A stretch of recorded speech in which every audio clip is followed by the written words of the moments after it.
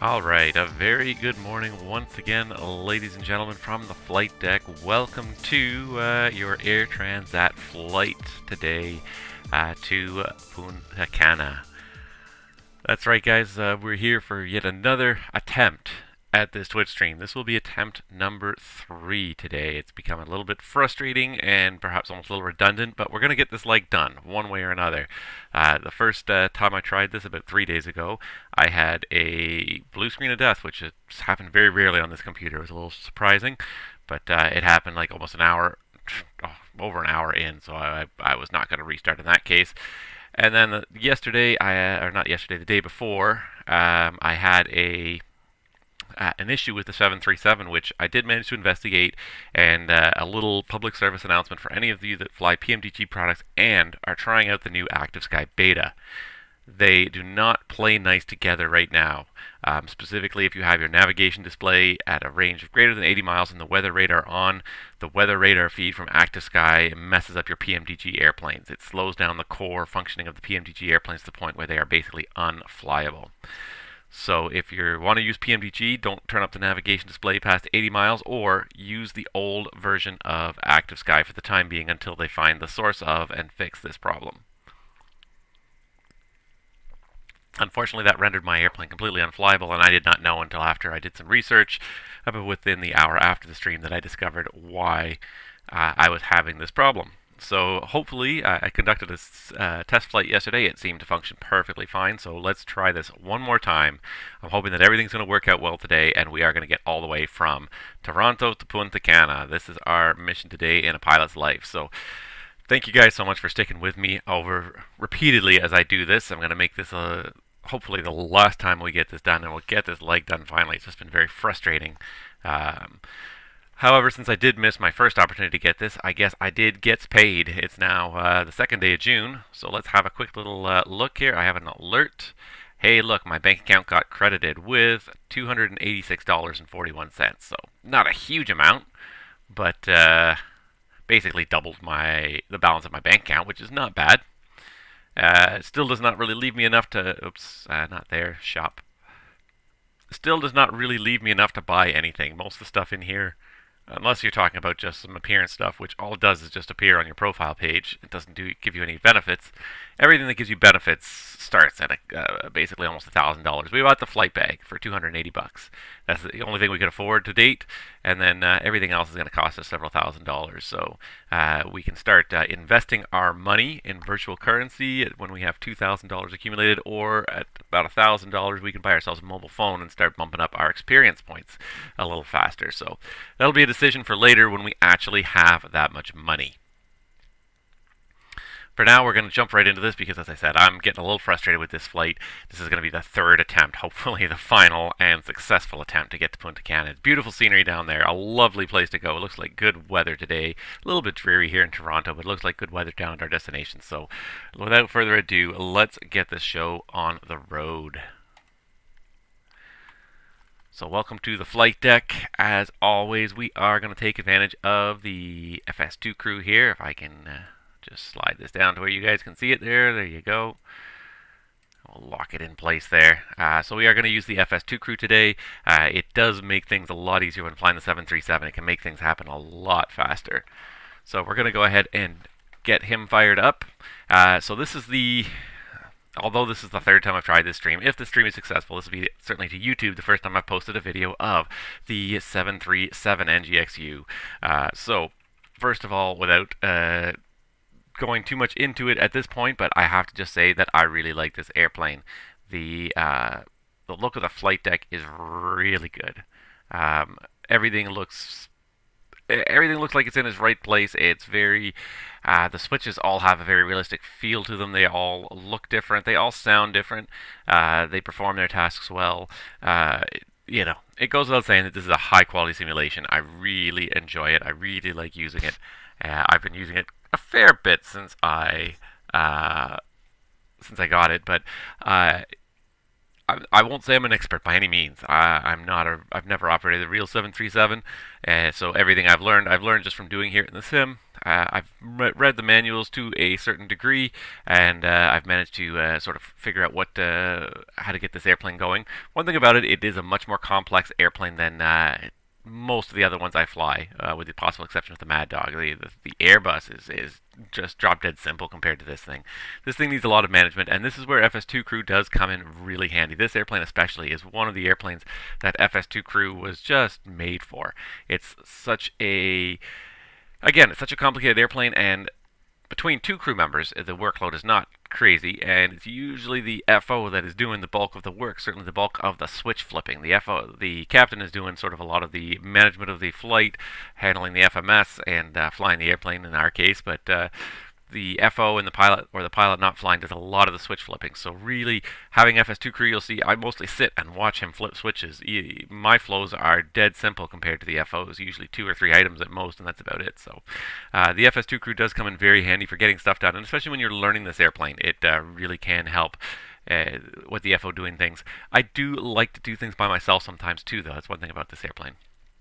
I like to take over sometimes and just tell the FS2 Crew to just sit on their hands and let me do everything, because there's a certain amount of pride that comes from being able to knowing what all these switches do, all the function of all these switches, and getting them done. Anyways, let's get this show on the road. So this is FS2 Crew for the NGXu, which is kind of, I think, sort of the next generation of FS2 Crew, perhaps. It's got a fairly complicated setup window here. So this secondary panel here is basically the key to most of the functionality within the FS2 Crew. And as you can see, there are a lot of different options in here to utilize. So I think this is, and the new 747 one has a similar setup, so I don't know if this just speaks to the SDK that PMDG has set up, or if this speaks to where FS2 Crew is going in terms of the flexibility of your FO to do almost everything you want. So there's tons and tons of setup pages. I've basically set this up more or less how I like. There's a separate audio config page where you can run the audio test, configure your audio devices, your crew member audio pack, which we're going to use US1 today, and but the other big thing, really, that you need to do every flight is you need to set up your departure and your arrival processes correctly. So I'm just going to pause this track IR just because it's slowly moving back and forth a little bit. But so in order to the FS2 Crew FO has so much flexibility that you've got to go through this screen basically every time you do a departure, configure everything on here correctly. And if you configure everything on here correctly ahead of time, the FO will do everything at the appropriate time with the appropriate settings. So, for example, are you doing a gate pushback? Yes, we are. Is there SDX? Yes, there certainly is in Toronto. Takeoff thrust today? Yes, we're going to use rated takeoff thrust. It's pretty heavy departure, and we're going to probably depart off a slightly shorter runway. So we're going to do a rated thrust takeoff with flap 15. It's not an ETOPS level flight. Bleeds on, yes. Basically, this just determines whether or not the FO leaves the APU on for the departure process, assuming you go right into ETOPS airspace. If it's a long way to the ETOPS airspace, you may want to turn it off and turn it back on later. But that's what that option is for. Anti-ice, we don't require today. Takeoff safety, we did a crew change, so we need full briefings and full safety checks and everything. Forced return, we're going to say we're probably going to be underweight. Departure procedure on the SID, and noise to departure up to 3,000 before we... no, we should retract the flaps. And then concerns, none. So, and then you could play your departure briefing. I'm not going to play the departure briefing right now, but at least it's all set up now. And then the one other thing we need to do, of course, is start the pre-flight events. So one thing as well you'll note about this, look at the time to remain. 25 minutes is all we have to get this flight in the air, which is fine. We should be plenty able to do it in that time. So I'm going to go ahead and get this guy started. Okay, let's get this show on the road. All right, so he's going to get started. We're going to start our boarding process. 25 minutes is pretty short, but it is, again, pretty realistic. When you're talking about narrow-body airplanes, and any airplane, it only makes money in the air. The narrow bodies generally only fly during the daytime, unless they're doing a red-eye flight. They'll generally only fly for about 15 hours a day. So you want to make the most money you can during those 15 hours every day, which means short turns. So it's not unrealistic to say, yes, you have to be ready to go in 25 minutes after you get on the airplane. So let's get everybody else ready to go. We're going to request refueling. We're going to request catering. And while those services are on their way, we're going to power up this airplane, which is yet to be powered up. So first things first, battery on. And then we can go ahead and put external power on. And I feel like I am still... There we go. Get our IRSs aligning up here. So both into nav mode. Test the flight recorder up here. Oop. You gotta throw that toggle switch. The light should go out there. Next to it are the 2 overspeed test. And you can see we've got 3 green on the gear. Oxygen is looking good at 1600 psi. Come down here. Get our emergency lights on, and position light should be steady. Yep, position light steady. Packs should be in auto, and actually I missed it up here. The windshield heat should also be on for warm up for the period. And then I think that's about it. We'll get our parking brake on. And there we go. And we can basically hop into the FMS here. It's going to take a minute for the screens to all come up, but as you can see, we have the FMS up here. And I take this FMS from this corner here and drag it over to this corner because, as always, I am using the AviaWorks Sim Server plug-in, if you will. There you go, the screens are starting to come up now. So once again, I'm using this over here to do my inputs because I find it's faster, it's a little bit more comfortable than trying to click, constantly moving this mouse around the screen. I find that just to get really uncomfortable after a little while. So we're going to avoid the mouse and we're going to go right into setting up the FMS here. So the ident page, of course, confirm your model 800 with split scimitar wings. Confirm your air cycle is correct. Position in NIT. We don't have a position right now, but in order to initialize the IRS, we can go to page 2 and we can cut and paste our GPS coordinates in there, and that will then start initializing this. It'll take 5 or 10 minutes for it to initialize completely. Meanwhile, we can put in the flight plan while that is initializing. Toronto International all the way down to MDPC. Fortunately, I'm not expecting too much. Transat 232 is the flight number. Too much ATC today. Oh, that did not work. Because of the hour. It's earlier than I normally would have liked to stream. The other day I started, it was a little bit more reasonable, but because of things going on external to the stream and the sim, I have to sort of start a little bit early today. So, not my ideal situation, but it is what it is, and we will just make do. If there's ATC comes online, great. If not, so be it. We'll fly a quiet morning. Surprisingly, my longest legs were the ones that had the best ATC. Alright, let's see here. Winds in Toronto, 170 at 6. So it is favoring 2-4 right slightly. So we'll do 2-4 right for departure. It's going to be the Regas 2 departures. You can probably see at the bottom of the screen, waiting to open the right entry forward. Okay, hold on. Alright, I'm coming. Nope, not that one, this one. So I do manifest actions, doors. They want the right forward door open because the catering truck is here. And the one in the back is here as well, so I might as well open that door as well. And the fuel truck will probably be here shortly. Okay. Bring that back up. Yes, there it is. Okay. So we got the departure in there. We got the, not that button, route. And it's a bit of a complicated route today. Not crazy complicated, but a bunch of waypoints on it. So let me just bring over my route here. Unfortunately, I don't have it on the EFB like I normally do. I would like that. I was enjoying that a lot, having that on the EFB all the time. But so here we are. Our routing, so Regas 4, Phillipsburg, which is the correct ending. And then we go EMI Jet 61, direct to EMI J61. That takes us to hubs.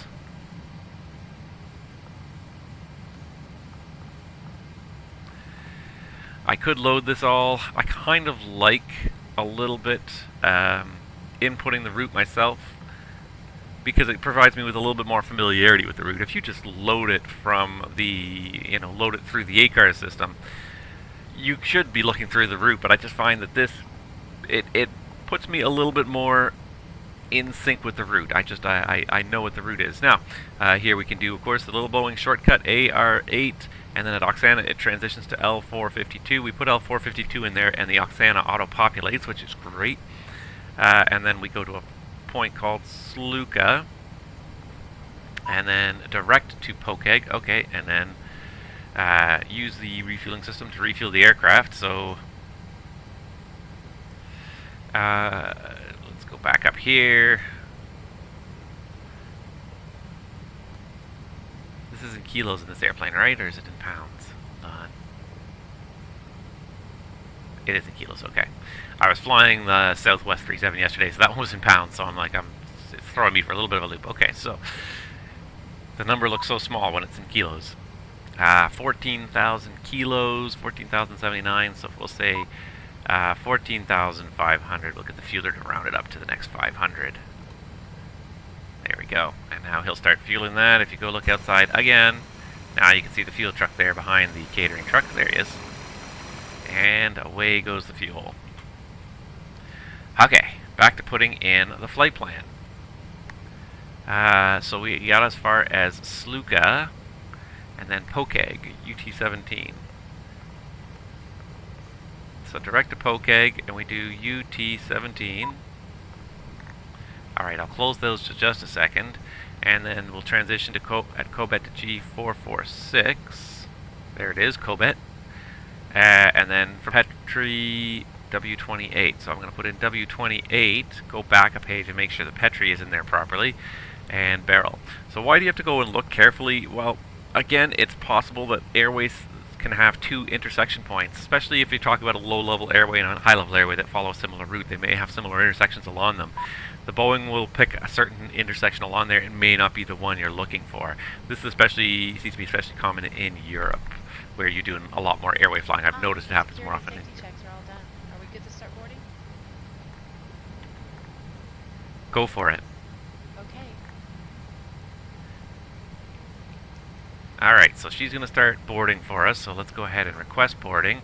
And while I'm here and distracted anyways, let's go back and close those doors now. Catering trucks will leave us. Alright, and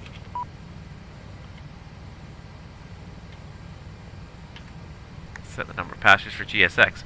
This is one of the dangers of aviation, is distraction. And it's a big danger here, especially in the pre-flight process. You're sitting here, you're trying to set up a flight plan and do all sorts of other things, and people are constantly coming in and asking you questions. Oh, hey, can we board? Oh, here's your fuel ticket. Maintenance comes and checks out things. Like, there's always something kind of going on. Okay, so barrel 1 whiskey. And here's the cheat. I don't know which transition it is, Agnel or a Nebi, but I can go to the route page. And Agnel is where the arrival ends, so we can use that as our transition point. Agnel. And then that should create one continuous flight plan. Okay, I'm back from the walk around. Everything looks good. Thank you. Alright, Perfinite. Today we're going to do things a little bit differently, just to make things a little bit more realistic, and I'm going to steal my ZFW right off of my flight plan, which is the planned ZFW. Is not necessarily reflective on what the final load will be.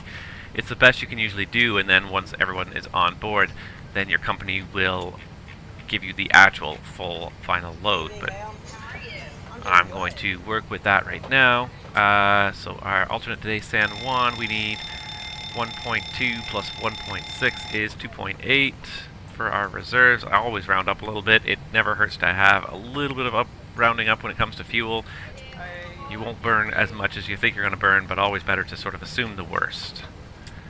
Gives you a little bit more wiggle room, a little bit more room to play with when things really start to go south in a hurry. 320 at 41 is the average wind. We can execute all that performance data and one limit. So today we're going to do a full non-derated, non-temp compensated takeoff with flap 15. I found that I was having a little bit of trouble, because if I do, what am I doing here? Performance N1 limit, because what I did find was that even if I did takeoff 1, oh, it'll work on this one, okay. Well, we'll do the takeoff 1 then. But what you'll find is that especially when you're doing slightly shorter runways and heavier weights, this airplane especially can be a bit of a bear. What if I change this to flap 10? Will it make it off the ground? Flap 5. Trying to find a... Now, of course, it won't find me a takeoff setting that works. Anyways, The other day I was trying to do a very highly derated takeoff and it wouldn't work. It wouldn't give you any speeds. If it doesn't give you any speeds here on your takeoff page, that means that you're too heavy, you're using too little power for the runway in question. So it knows the runway length. All the runway lengths are stored in the FMS database, and that's how they calculate the V speeds, is knowing the length of the runway. If the power setting, the flap setting you have are too low to actually make it airborne and off that runway, then the speed simply will not show up. So in that case, start bumping up your takeoff power or your flap setting. Today I managed to get it to work. Maybe it's a little cooler than it was last week. Maybe that's part of the reason why. Temperature does have an effect on takeoff performance. It can be substantial from summer to winter. Anyways, the FMS is all set up, so we'll go ahead and kill this FMS here. You guys don't need to see that anymore through my really lousy webcam. And let's go ahead and just get a few things set up here. So the altimeter setting in Toronto, the FO's already set that at 2995. And hearing that, I should be doing that myself and just testing my oxygen. Alright, so we'll get our traffic mode on here. We won't bother with the weather radar at this time. Our V2 is going to be 150.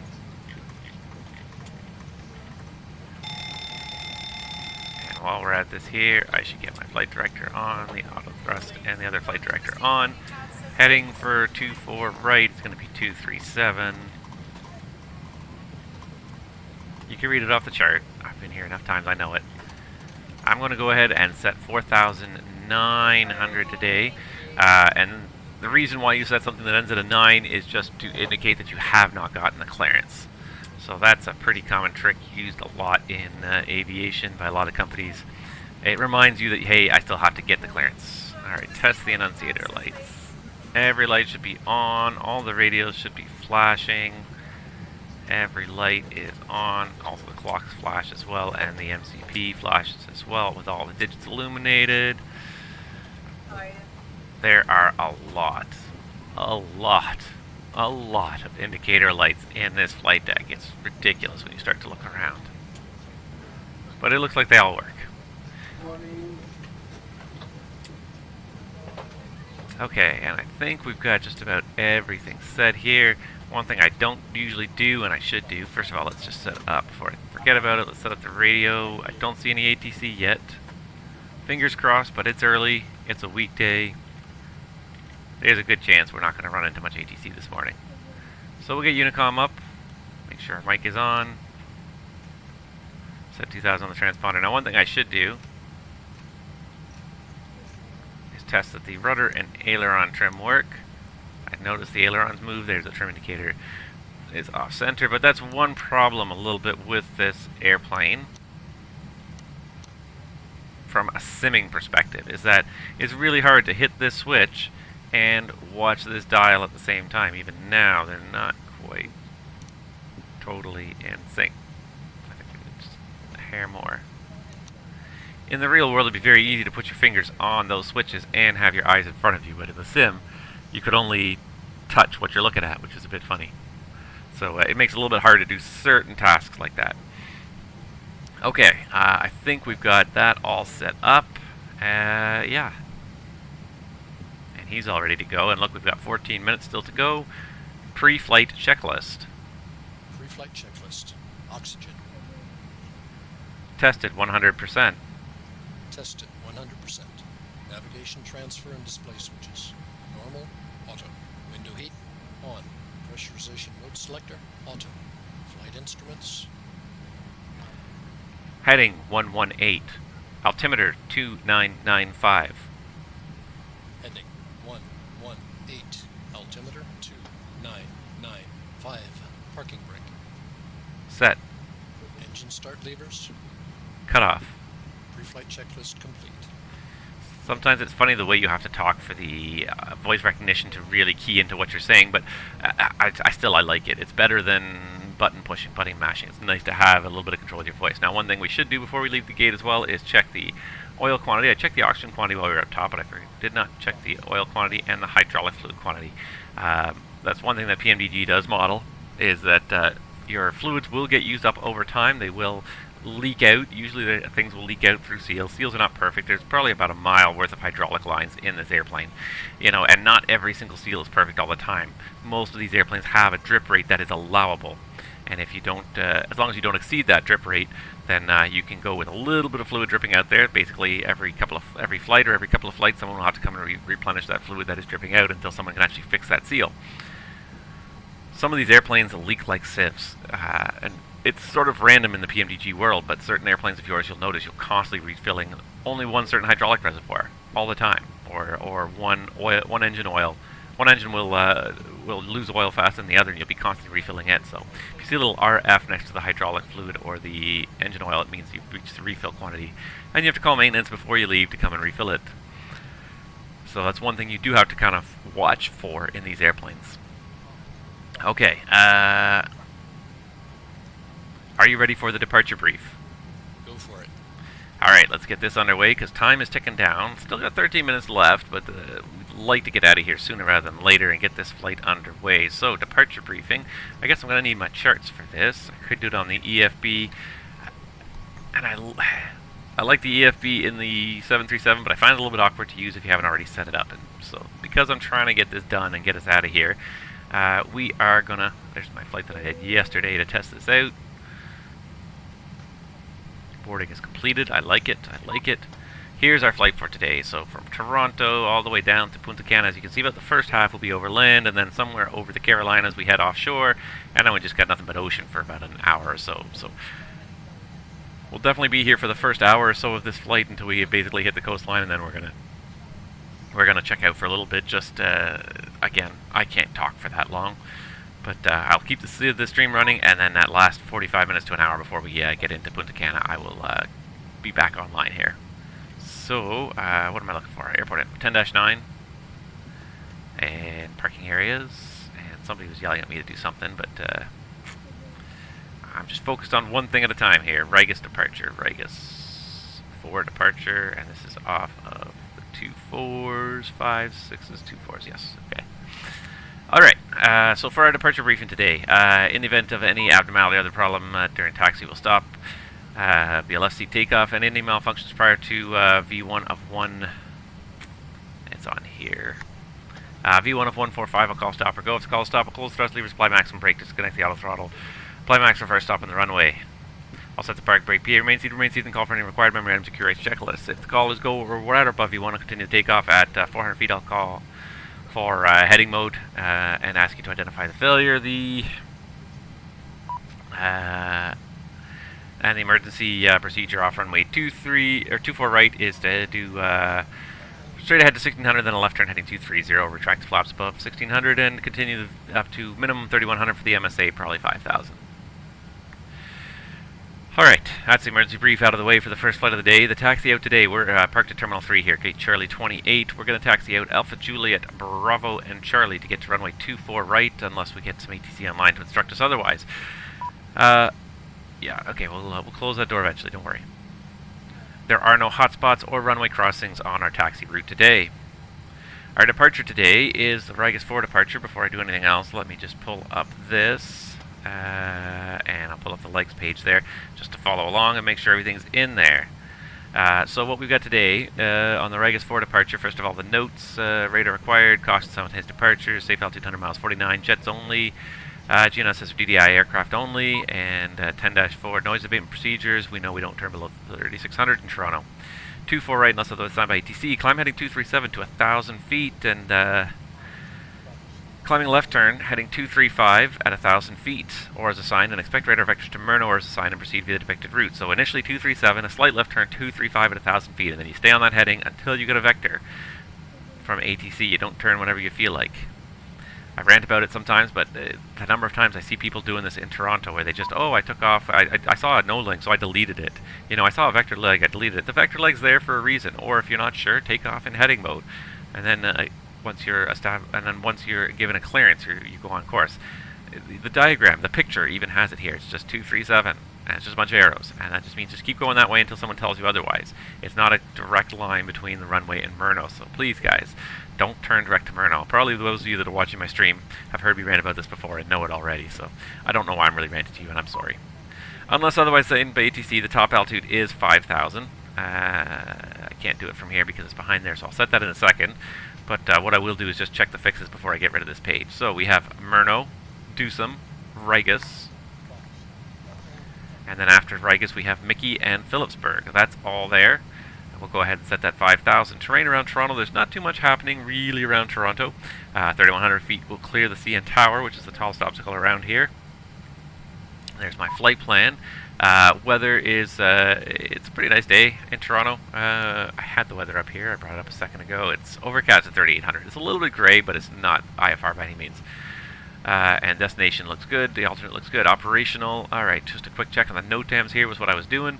Taxiways. I don't see anything affecting our taxi route here. I don't see anything affecting our taxi route.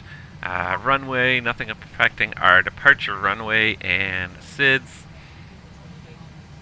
Nope, nothing affecting our departure SID either. So that is basically it. We've got everything set up there. Just checking my VATSIM that there's nobody else landing right now. But yeah, that's basically it. Do you have any questions? No questions.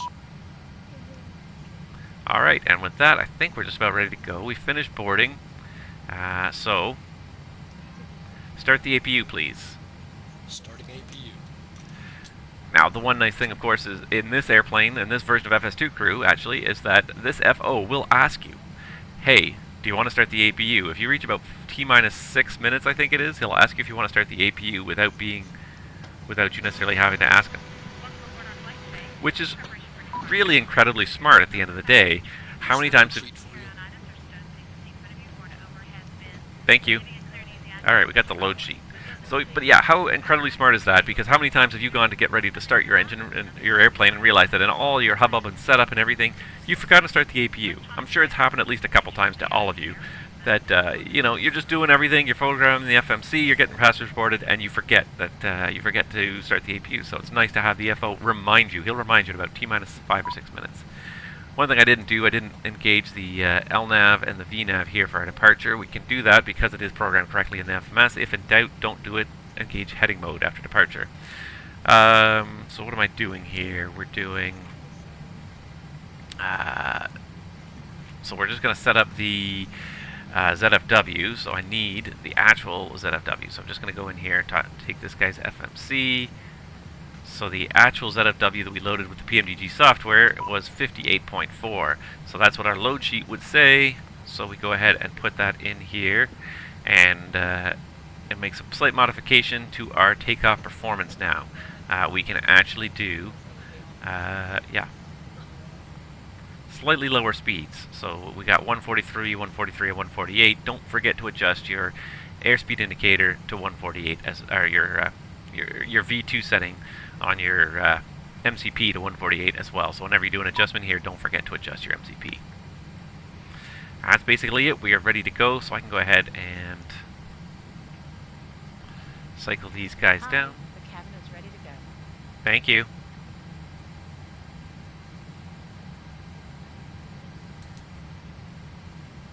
Alright, so he's got the ground power on, he's got the APU off. So we just need to go up here, turn on the service interphone, turn my intercom on, and say, cockpit to ground. Cockpit to ground. Go ahead. Please disconnect external power. Roger. Disconnecting the GPU. So one thing that's funny about FS2 Crew, and anyone who works for a real airline will tell you that the ground crew never waits for you to tell them when to disconnect the external power. They are always on it. They want to get it done 10 to 15 minutes prior to departure. They are always on this.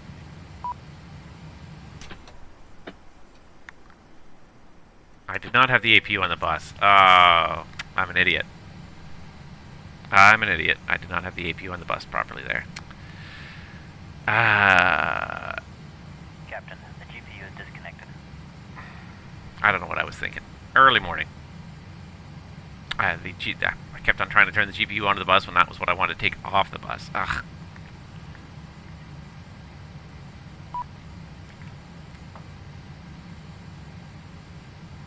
I've got a CDS fault message, which I'm going to have to make sure that I can get rid of.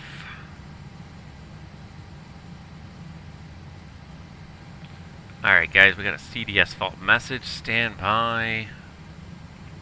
I'm going to go pull out my 737 manual here, QRH, and see if I can find it. Nope. Let's see here. There it is, 737. Son of a gun. CDS fault. There we go. Let's see if I can clear the CDS fault message. So obviously it did not like the power cycle there. Page 10.3.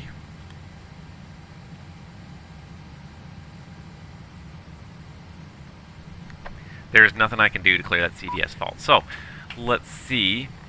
We would have to call maintenance. Let's see if we can make this work here. Aircraft failures. Oh, nope. It went away. Okay, good. Maybe it just needed a little time to just reset itself. Okay, so it looks like we've got everything back to where it should be. I don't see anybody... I don't see any unusual fault lights. Everything seems to be where it should be. The FMS has got no error messages, so okay, let's go ahead and do this. Cockpit to ground. Cockpit to ground.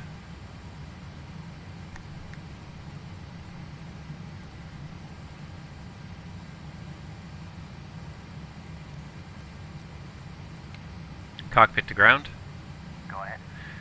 Can we pressurize the hydraulics? Roger. You're clear to pressurize the hydraulics. Before start procedures. Check.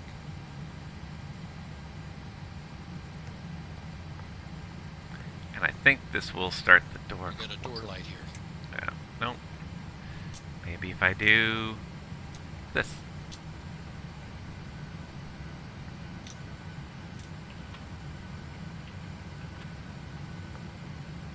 Alright, we'll close the door manually. It usually closes automatically, but I've obviously schmucked something up here, so. Closing it manually.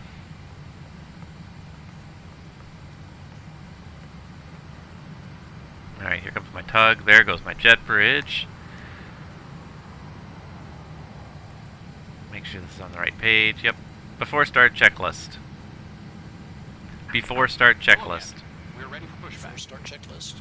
Flight deck door closed and locked. MCP. Speed 148, heading 237, altitude 5,000. Altitude 5,000. Takeoff speeds. Locking gear. V1 143, V2, VR 143, V2 148. CDU pre-flight. Complete. Rudder and aileron trim. Free and 0. Taxi and takeoff briefing. Complete. Departure check. Anti-collision light on. Before start checklist complete. Check, and I'm just going to set the takeoff trim setting here at 4.53. Alright, and they're ready to go. We're ready to go. Here we go. Commencing push. All engines clear. Start at will. Start sequence is 2, then 1. Check. Turn number 2. Turning 2. I love that you can use slang in this. I love that there's about 5 different phrases you can do just to get them to turn the start lever. You can say start engine 2, or there's a couple different ones. Or start right engine, I guess. There's a couple different phrases. I like saying turn number 2. But you can do just about anything. It's really kind of neat like that. It's good. It's smart when they have the flexibility built in there that you can say slightly different phrases. So we're waiting for the 25% N2. There it is. Fuel on, and what you'll see if you look up here is the valves go bright to indicate they're moving, and then they go off, which means they're open. These lights come on when the valves are closed. You'll see at the same time you do get fuel flow, and hey look, our EGT in the engine is rising. And what you want to look for is that your EGT and your N2 are sort of rising at about the same rate. So they're sort of, the indicators are rotating at about the same rate. That's an indication that you're going to have a pretty stable start. If the EGT is rising at a much faster rate than the N2 is rising, you're going to have a problem. You can have a potential hot start. Starter cut out. Only had a couple of hot starts in my career, and generally, it's never been with the APU. Set parking brakes. Alright, that looks stable. Turn number 1. Turning 1. We now request your full attention as the flight attendants demonstrate. It's on. Confirmation for good engine start. When the seatbelt sign illuminates, you must fasten So your again, we've seatbelt. got the starter valve opens, the N2 rotation starts. To release your seatbelt, lift the upper portion of the buckle. We suggest that you keep your seatbelt fastened throughout the Waiting for that flight. 25% or the highest number to get to. The only times I've had hot starts really in this business have been when we've done air cart Please starts. take a moment to locate the exit nearest you. In some cases, the exit may be behind you. If we need to evacuate the aircraft, floor level lights It will usually guide you happens toward in the summer exit. Doors can be opened by moving when the air is thinner and hotter already, Each door is equipped with a so it doesn't take as long for these things to overheat. It takes a lot of effort. If you've seen the air cart hoses, it's funny, but the ground start carts have very small hoses. There may be like a 2-3 inch diameter hose, very thin diameter, because the idea is that it has to be high pressure air. A large volume of high pressure air has to pass through. If the opening is too big, then it's not going to be a high enough pressure. requires assistance. Secure your mask. So there's a Starter cutout. There's the starter cutout at 56%. Uniformed crew member advised And in FS2 crew, I'm just going to have to dismiss these guys. This guy then starts all his after start stuff. As soon as you got a good start on number 2, or on the second engine anyways, he'll start his whole before taxi flow without waiting for anything else. Then he'll wait only when he gets to the flaps. So you can see the call sign there, or the call out there is the flaps. We have to wait for the ground crew to be clear, which they're just walking over before we can set the flaps. We need to make sure everybody's clear before we move any flight control surface. Unlocking gear. Also, your seat bottom cushion can be used as a flotation device. Pull the cushion from the seat, slip your arms to the straps, and hug the cushion Tow to truck your chest. disconnect. Bypass pin removed. We remind you that this is a non-smoking flight. Tampering with, disabling, or destroying the smoke detectors located in the lavatories is prohibited by law.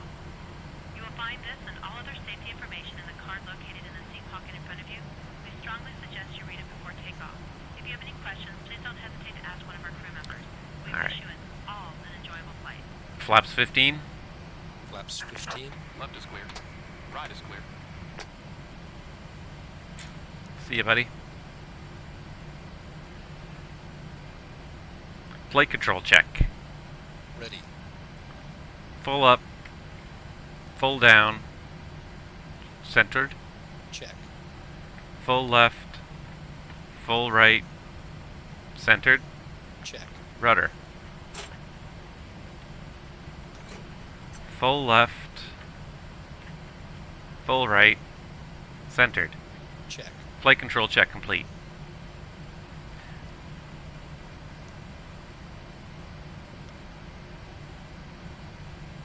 I love that the FS2 crew window does always provide you little hints.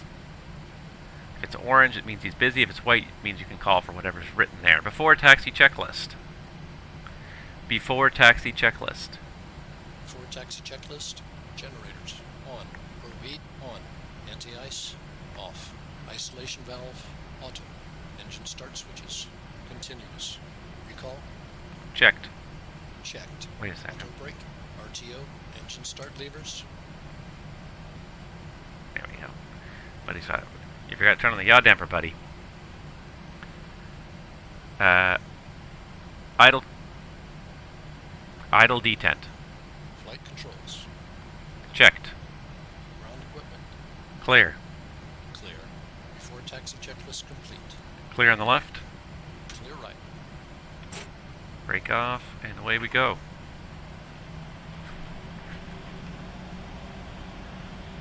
Now, one thing I'll say to you guys, as a little tip, let me just mute this guy before he does all sorts of stupid stuff. When you're starting out your taxi in any jet, even a small jet, gentle and easy movements are key. You don't need 30-40% power to break away in most cases. Sometimes you do, and occasionally you will. If you've got a really heavy airplane, you've got a 777 that's loaded to the nines for a trip to, a trip literally halfway around the world. Okay, you might need a fair bit of power, but most people, most of the time, you don't need a lot of power. Most airplanes will start rolling on their own at anything less than gross weight. just because even at idle, if you look down here, the engines are turning at 20% and basically putting out more or less 20% of their thrust at idle power. So that's usually more than enough. This is one thing where the sim is, especially the FSX P3D sims, are not unfortunately terribly realistic, is there's too much ground friction. In the real world, once a jet gets moving, the only thing that will stop it usually is brakes or going uphill. Bringing the power to idle will not even slow the airplane down. Even at idle, it will continue to accelerate through 10, 15, 20, 25, 30, 35, 40 knots eventually. Maybe not quickly, but it will eventually get there. One thing that real-world jet jockeys will tell you is that they are always on the ground, not riding the brakes, but cycling the brakes. Riding the brakes is not good. Having your feet constantly pushing the brake pedals just a little bit all the time is not good. Wears out the brakes really quickly. But what you really want to do is just let the airplane accelerate and then tap the brakes and bring the airplane speed back under control. And let it release the brakes, let it accelerate again, and then tap the brakes, bring the speed back down. And you do this a lot. And anyone who's sitting in the back of an airplane, you'll probably even notice this, that you seem to always be accelerating, and then all of a sudden you feel the brakes come in for about 10 seconds, and you slow way back down. Then you accelerate a whole bunch again, and then the brakes come on for 10 seconds again. And it's this constant kind of slower, faster, slower, faster. It's not the most comfortable thing in the world, but it's by far the better way to taxi than riding the brakes the whole time. It's not good to ride the brakes the whole time. Flight deck. Not at all. Okay, thanks. Captain, the cabin is secure. Thank you. So yeah, so you tend to do that. But back to what I was saying before about breaking away and not needing a lot of power. You don't need a lot of power for breakaway in most cases. 25 to 30% is usually all you're going to need to get the airplane rolling. And when you're taxiing out of an alley, can't really see the alley behind us now. I'm just going to make this turn here, but chances are when you're taxiing out of an alley, your tail is down towards the bottom of the alley. There's probably gates behind you there. There's probably ramp guys working out there. Not so much in the sim, but in the real world. So if you guys want to really think and operate like a real world pilot, think about what's going on behind your airplane. If there are possibly vehicles driving around back there, there's ramp guys possibly working, loading airplanes, plugging, unplugging equipment, whatever, down there at the bottom of the alley, and you come out and you blast 40% power just to get yourself going, you're going to create quite a bit of jet blast behind you. It's not going to be nice for anybody who's standing behind you. So, especially when you're in the vicinity of the terminals, possibly with people behind you working, keep it very low. Keep it to 30% or less if you can, because it just you don't want to be blasting these guys who are working behind you.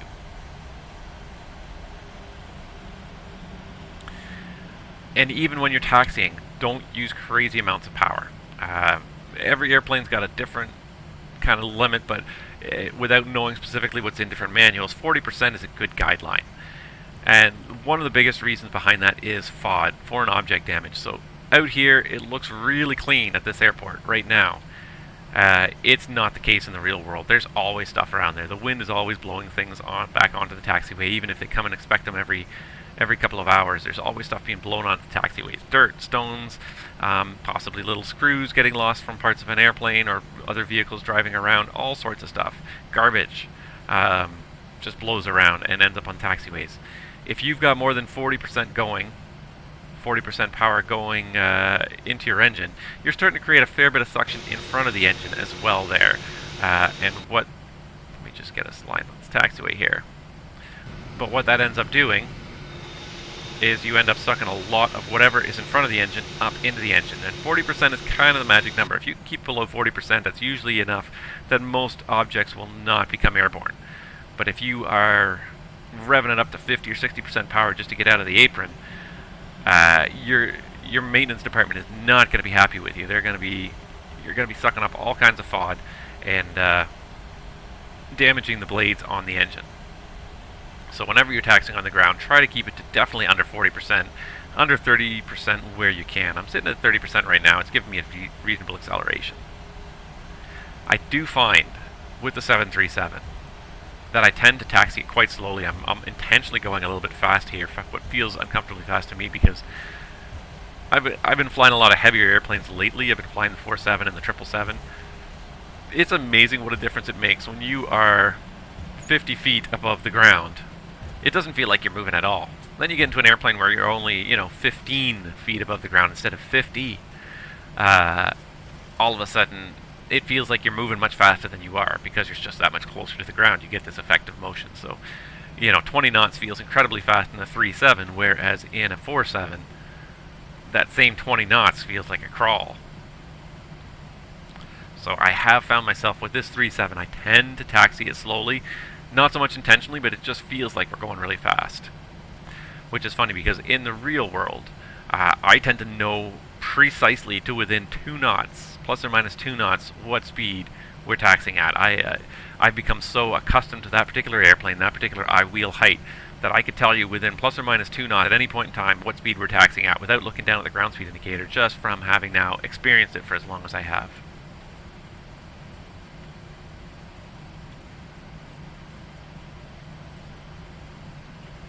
Alright, here we go, guys. We're just about ready to take off here. It's a little left turn on Charlie.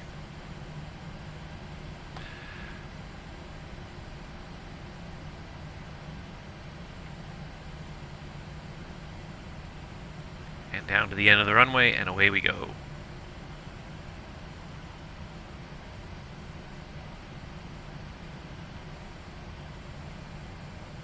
One thing that was nice about resetting my computer is that it has improved my performance. I've been able to, in the past, I've just willy-nilly installed my add-ons right away, all of them.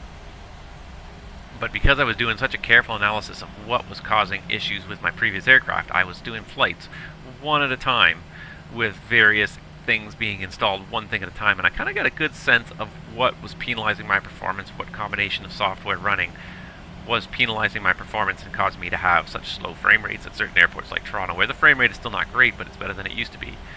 And even without overclocking my CPU or anything, I think I've been able to find like a nice balance where I do have most of the scenery and add-ons I want running without overtaxing the frame rate. But it was interesting to do that analysis and literally one add-on at a time and see what's doing it. And there's no one add-on, it's the combination of everything. There's a couple add-ons that do take away a fair bit of performance. Running chase plane with track IR is pretty intensive, as I can look around and change views so quickly, and that can be really hard on the processor.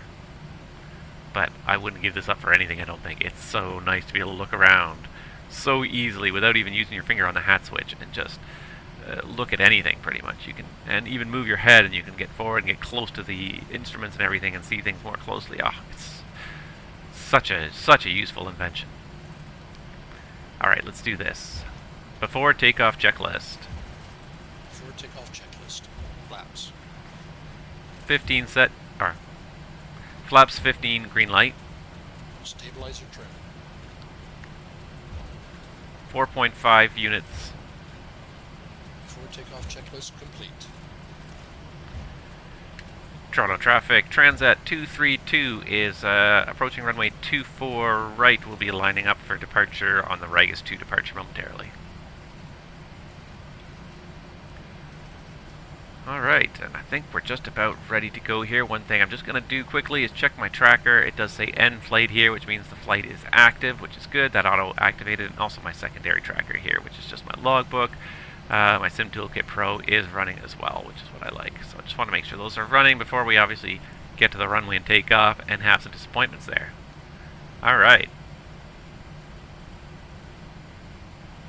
Back to focusing on what I'm doing.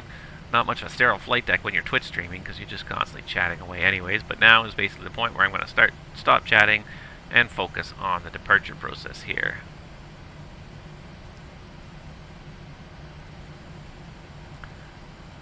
Clear on the left.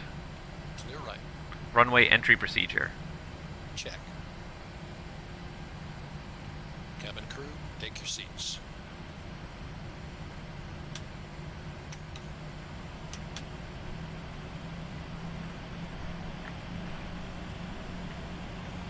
Ready to go.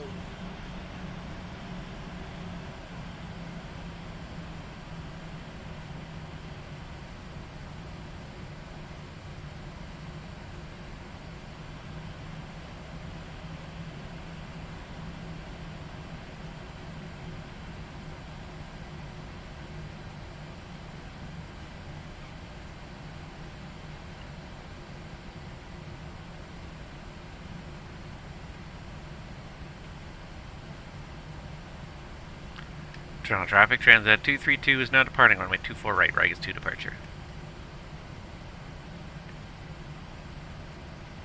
Those retractables out as well.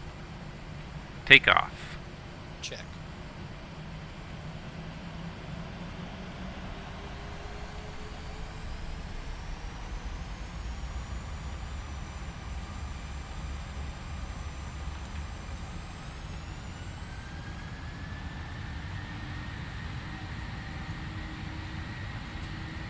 N1, Toga. Thrust set. Check.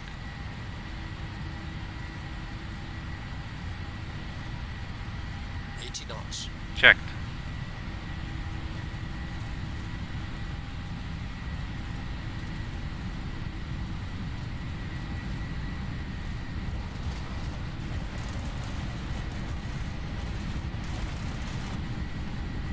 V1, rotate.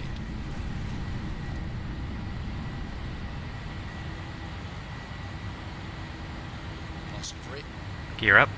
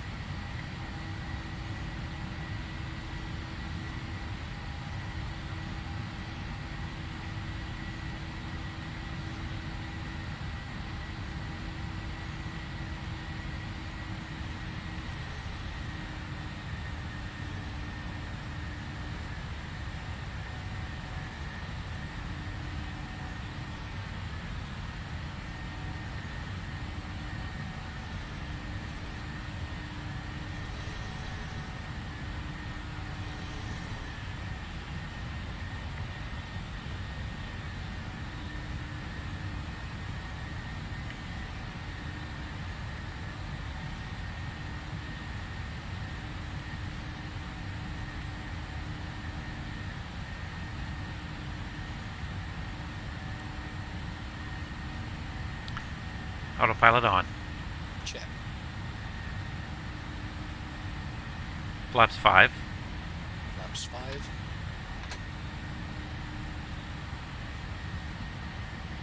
1000 to level. Checked.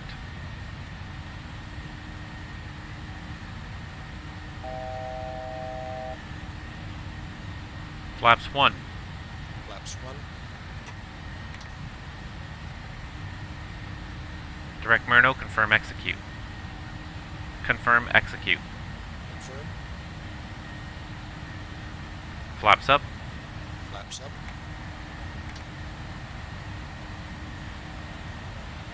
Set flight level 330.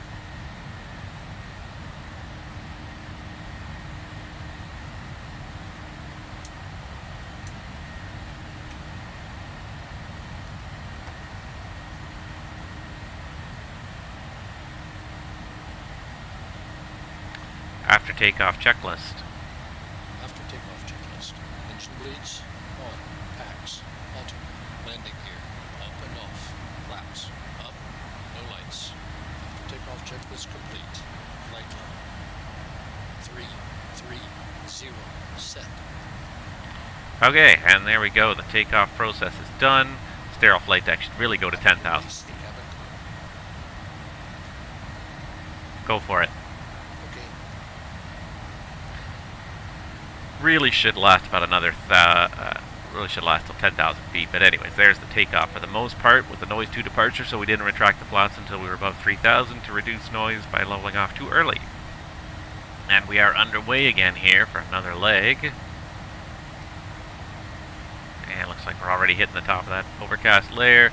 Temperature outside still plus 18, so we don't need the anti-ice even as we pass through this cloud layer.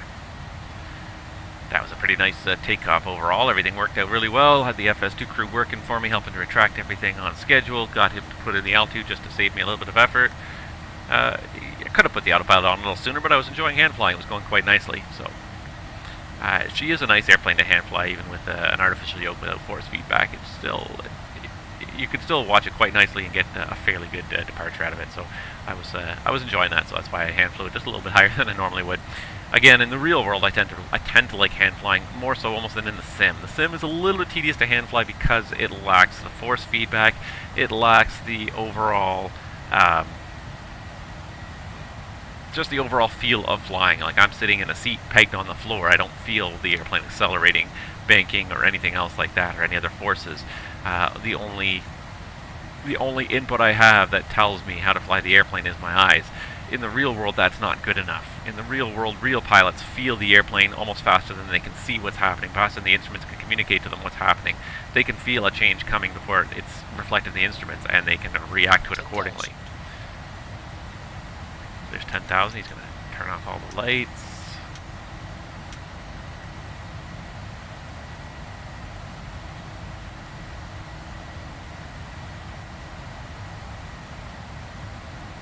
And he's going to ask me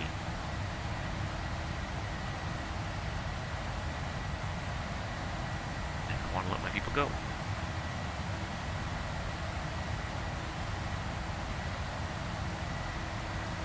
Any second now. Maybe below 1,000 will do it. Okay to release the cabin? Go for it. Okay. There we go. Seatbelts are off, and I can ignore my FS2 crew until we get to Punta Cana, pretty much. What was I saying? The sim is hard to hand fly. It really is, because you don't get the force feedback from the controls. You don't feel what's happening in the airplane as well as see it in front of you. So it is tougher to fly the sim than in the real airplane in most cases. The level D sims are a little easier to fly because you get some of that force feedback. You feel kind of a little bit what's going on, but even then they're not totally realistic. They're pretty good. They're better than just sitting in a seat pegged on the floor with no motion whatsoever, but they're not perfect. They lack a little bit of that subtlety that a pilot comes to expect after a while. So I'm very, I'm not leery, but I just find that flying the sim is not enjoyable. It's a lot of mental workload, whereas in reality, I find that flying is fun, and there is mental workload to it, but it's not as much as in the sim because you feel things. Before you even see them, you can feel them. So I really enjoy flying the airplane in real life. I often fly it. I often hand fly without the autopilot to at least 10,000, and sometimes I'll fly it pretty much right to cruise. Hand fly the airplane right to cruise, just for the fun of it as much as anything else. Certainly if the workload dictates, if there's a heavy workload for any reason, I would not do it. But any time where it's a long leg perhaps and it's quiet, it's nice to get that practice, that hands and feet, because you never know when you're going to need those hands and feet, when your autopilot is going to fail and you're going to need to hand fly the airplane from one end to the other. So, but yeah, I don't like doing it so much in the sim. It's a little bit more tedious in the sim, just chasing these numbers without the feel of it. But alright, so far so good. We got our climb going on here. We're all the way up to 330 initially. We got a couple of step climbs in our flight plan today as well. We got a bunch of stepping around to do. It's a little bit awkward.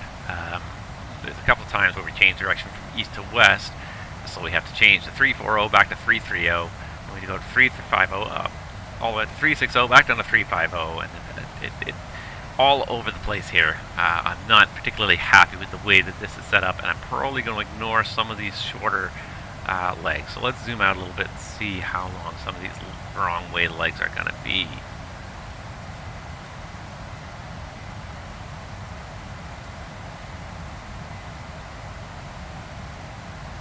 There's Phillipsburg.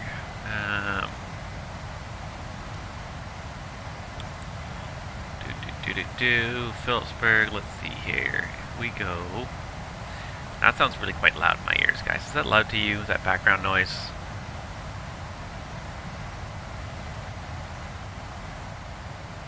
I might turn it down just a hair there because I feel like it's really loud and I don't want it to overshadow me too much. I'm more important than the noise. I think that's what you guys tune in for. You don't tune in to listen to the 737 drone on. You tune in to listen to the pilot drone on.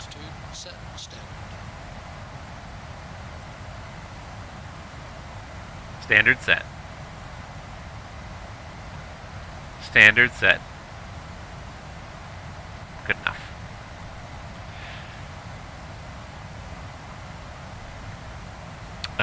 What was I saying now? I already forgot what I was saying. Yeah, so there it is. Okay, so it's just scrolling into view here as I zoom in here. OTT right there is where we're supposed to do our first change, because basically we shift from an eastbound flight to a slightly westbound flight for about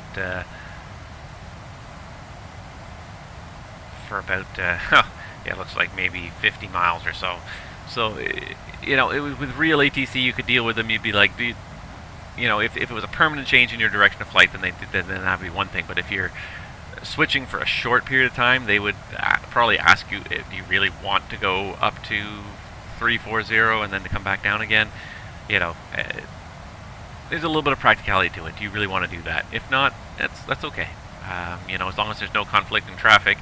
The cruising altitude orders are not set in stone, especially when ATC is involved. They can give you a wrong way altitude for a period of time if it works to everybody's advantage, rather than climb up and down. As long as there's no crossing traffic that you're going to conflict with, you can stay at the altitude you're at.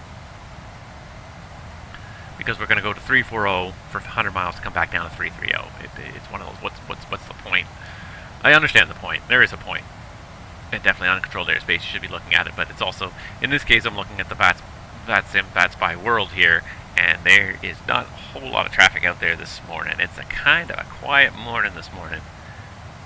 As I said before, the COVID boom is kind of reaching an end, so there's not as many aircraft out here as there could be. There's a few ATC online already now, but nothing I think we're going to fly through Atlanta and Jacksonville Center, neither of which I think we fly through on our particular route of flight today. So if in doubt, though, I have the answer right here on my Sim Toolkit Pro, which has my route drawn out there already.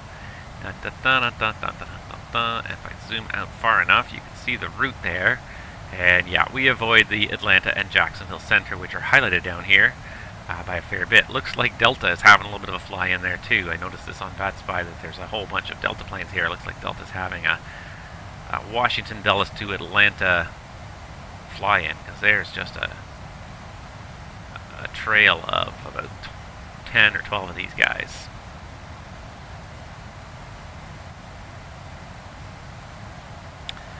Anywho, but there we are. We're just about to make our turn at Mickey, start southeastbound, and away we go.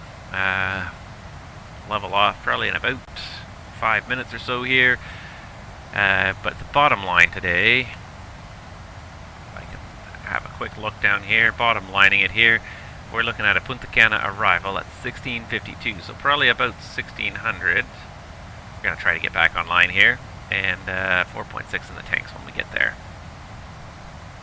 So not too bad today. One thing I could do, and this should work, I don't know if it'll work, because I had a little bit of question about it last time, but one thing I can do while we're climbing here, I could put in the winds. However, PMDG does offer us, so 1652, I'm just trying to memorize this here, 1652. Okay, because PMDG does offer us the ability to download our winds. So we go to legs page, we go to the route data page, and then we can do a winds request. I did download this from my SimBrief account before we got started here. So the file that has the winds is already loaded on my computer, so I send the ACARS message, it accesses that and sends it back, and we'll plop in the wind. So right now the wind, as you can see right here, is 320 at 41 at every waypoint on the flight plan, which is not realistic, obviously. The winds will shift as we go, so by downloading the winds from my FMC, cruise wind uplink ready. Hooray! So I can hit load, and it goes, the computer does a whole bunch of work in the background, it comes up with some values, you hit execute, and you can see now the values are shifting as we go here. So OTT 325.56, same for daily, but then as we get to hubs, 323.51, OFIA 321.44. So as we go further down the route, you can see the wind shifting, and that will give us a more realistic 1654. I think that's about where it was before. The average will work out across the whole trip, but as you start to fly the trip, ironically, the average will become less and less accurate because half the trip will be behind you, and the wind is no longer going to be average the whole way. So always better to load up those winds and have a more precise ETA at all times. A little bit of an overcast day out here, I'm noticing. It's been a nice sunny couple of days. I got a lot of yard work done yesterday, and that's sunny day, but today's looking a little more overcast, but I'm sure it'll be nice and clear by the time we get down to the Caribbean.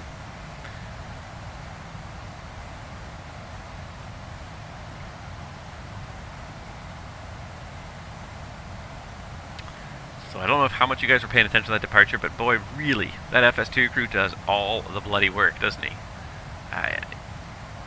You really have to do almost nothing, and this is an airplane where you can't get it airborne without a heck of a lot of switch flipping. You have to manually transfer the generators online. You have to manually configure the packs and the isolation valve, switch the hydraulics on when the engines come on. So much work to do in this airplane. Manually set to turn on and off all the fuel pumps at the appropriate times. So much work to do in this airplane. It's possible to do it by yourself. I have flown it. I have flown it for a little while before I got the FS2 crew by myself, and I learned how to fly by myself. But there is a lot of button mashing and switch flipping and all sorts of other stuff to get this airplane ready. And then when the FS2 crew takes over, that all goes away. It becomes almost as easy to fly from your perspective as the Airbus, because this guy does all the switch flipping, constant switch flipping, and you just hear it in your ear, click, click, click, click, click, click, click. He's switching on buses and switching on fuel pumps and turning this, that, and the next thing. It's amazing how much workload it takes off having that FO there. It's a bit of a shame though, because I like this airplane partly for its complexity and the idea of mastering the airplane.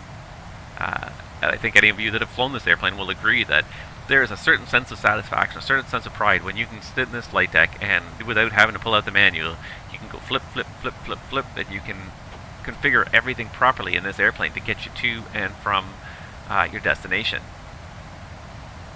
So there's something very nice about that, having that knowledge, having that experience, knowing this airplane well enough that you can set up everything and get it off the ground without the assistance of the FO. On the flip side of it though, when you're trying to do a flight like this, where you're trying to perhaps do a stream and chat while you're talking, chat while you're flying, maybe just trying to do things a little bit quicker, get the airplane off the ground a little bit quicker, it is nice to have that option of having that FO. But I do sometimes like to get rid of this FS2 crew. I do every once in a while like to just do a flight by myself and just say, hey, I still know how to fly this airplane, I know how to configure everything. I think the one thing that's missing from this airplane would be to have your friend be your FO. And wouldn't that be great?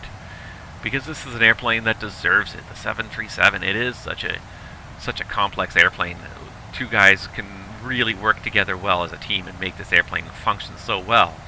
And you can do it by yourself, but it's so nice to share that with someone, to share that sense of accomplishment as much as anything else with somebody else. So I am forever perpetually disappointed that PMDG does not have any interest in supporting a multiplayer concept. And I still firmly believe, I have from the get-go, that this is not so much a choice by PMDG as it is a result of what they've done. This airplane is so deep and so complex that the idea of trying to then take all this information that's in here, the depth of the simulation, and distribute it to another computer, 100 miles away, 1,000 miles away across the internet, and have these two computers work in sync to simulate this airplane is almost impossible. And I think that is the long and short of why PMDG does not support it. It's because they've created technological marvels that are so complex that they don't think that they can that they can integrate multiplayer ability. There's so much going on here, and it wasn't baked in from the start. I think this is the other difference, is that a lot of these multiplayer aircraft were designed from the ground up with the idea of a shared cockpit. Right from the start. So when these guys were designing and coding these airplanes originally, they left bits in the code, holes in the code. They had an idea of how multiplayer was going to be implemented, and they made sure that their code worked around that. So even if it wasn't implemented right off the bat, the Mad Dog's one of the ones that comes to mind. Wasn't shared cockpit right off the bat. It recently was released, but I'm sure it was baked in to some degree at the beginning. When they started coding the airplane, they said, hey, let's leave some ability to do this down the road. Let's leave, let's put a few APIs in there that we will be able to use later on down the road to implement the multiplayer if we want to. PMDG, it was never on their radar in the beginning. Then they are an older company. They've been doing this for a very long time now. You know, more than 10 years, I think. They've been building these highly detailed simulations for quite a while, over a decade. So I guess shared cockpit was not really on their radar when they first started developing airplanes, so it never was sort of worked in there afterwards. But if they are building their simulations from the ground up, as they claim, with each and every new iteration, if it's being rebuilt from the ground up, you would think that then they could at one of these versions, they could finally start building in the shared cockpit experience. Because honestly, this is an airplane with the length, with the depth of the simulation. I would love to have a guy sitting next to me that I can trust, a friend of mine, and throw an emergency or two out there. Hey, look, you've got a hydraulic failure, guys. Deal with it. How are you going to land this airplane? And work together as a crew to get that done. That would be fantastic.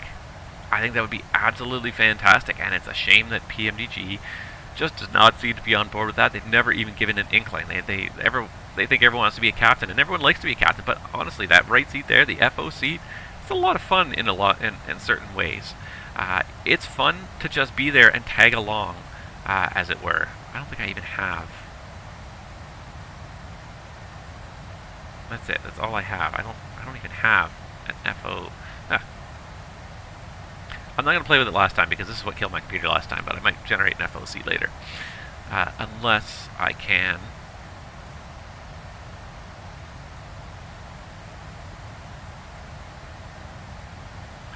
There we go.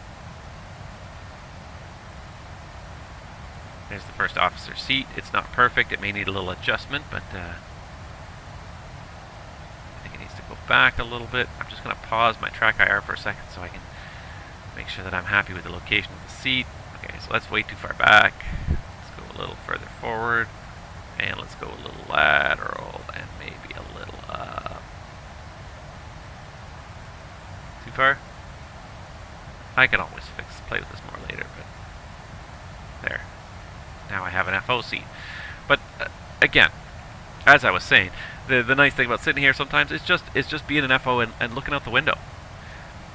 We spend all this money on all this beautiful scenery, on all these beautiful clouds, on the FTX Global, on all the various airports, and you're so obsessed in here as you're doing the takeoff and the landing, you don't even have time to appreciate the scenery. So sometimes it's nice to be the FO. Watch the other guy do the takeoff, but at the same time, your eyes could be out here while he's doing the takeoff, and enjoying the view. So the view from the right seat is not terrible, and PMDG really seem to, they really are gung-ho into this. You're all captains. You all want to be a captain of your own airplane, and it's great in a way. But sometimes it's nice to just be the FO, just laid back. Hey, I'm just here. I'm here to do my job, but I'm not gonna. Just trying to get rid of this clipping on that headrest there as much as I can. It's nice to be here and be part of the team, but not be, the person flying. Just be sitting there enjoying the view. So. I don't know. I still think PMDG is behind the curve on that. That's one area where they're way behind the curve, is on this idea of the shared flight deck. I think they're one of the last major add-ons for the FSX P3D family that has not done it. The Mad Dog supports it. The TFDI supports it. The Aerosoft Airbuses support it.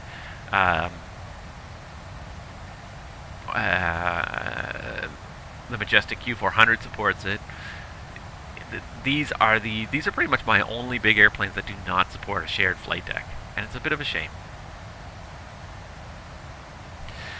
So as I was saying before, the last stream failed at about this point, and the reason it failed about this point was because I zoomed out the navigation display, unbeknownst to me that there was a problem. So again, for those of you guys that are flying PMDG airplanes and are trying out the new ActiveSky open beta, especially version number 3.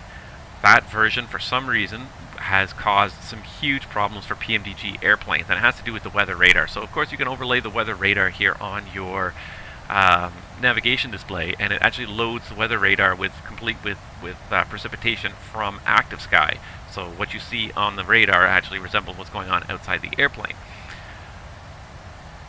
Unfortunately, what happened is somehow the refresh rate or the update rate or the information being fed into this weather radar from ActiveSky, so through the API or the SDK or however it's getting into the PMDG aircraft, for some reason the ActiveSky information is becoming extremely slow once you get zoomed out past a certain level. So it seems to be 80 miles. I think it was, can't remember, at 80 miles or greater than 80 miles on the navigation display. But when you reached and exceeded that range, ActiveSky was not, the new version of ActiveSky was not providing the weather radar information fast enough. And so the PMDG process was slowing down because it was waiting for ActiveSky to provide this information, and because it wasn't coming fast enough, the whole PMDG process slowed down. The internal process of the airplane seemed to slow down, and so the autopilot stopped functioning correctly because the timer was not working properly, it was not running correctly. The engine gauges stopped functioning correctly because, again, the timers of all the displays were not working properly. I think it's as much a display issue as anything else. And by display I mean engine navigation display, flight display. For some reason the timer in there was not working properly with these PMDG airplanes, so it was causing all the PMDG airplanes to stop working once you were zoomed out past a certain level with the weather radar on, and it made the planes essentially almost unflyable. The autopilot was be connected, but it wouldn't follow the flight director. It would just slowly start rolling one particular direction. It wouldn't be able to maintain altitude either. And the engine displays and the auto thrust system also ceased to function properly. So you could actually fly the airplane manually, disengage the autopilot, fly it by hand, but even then the response rate of the controls was extremely slow. It was a huge lag in the response rate of the controls. I managed to land one flight the first time it happened without me knowing what it was. I thought it was just a sim glitch. I took up the second plane, I flew it okay, it was fine. I hadn't turned on the weather radar. Then on my last stream, I again started to fly. I turned on the weather radar because there was a little bit of precipitation out there, and this plane started drifting and was just basically unflyable. I wasn't going to be able to fly it all the way to Punta Cana, excuse me, with the airplane constantly going left and right and off course and up and down, like you're talking altitude fluctuations of 3,000 feet in a couple, in 20 seconds. It was just so completely out of control. So I had to give up on it. So what I've done for this stream is I've switched back to the original ActiveSky. I'm not running the new open beta version, I'm running the original version, so I should be able to turn on the weather radar. Even now, I'm a little bit hesitant to turn on the weather radar. It's supposedly, if you turn it back off again, it should work. I don't see much weather out there, so I'm just gonna keep it off for now.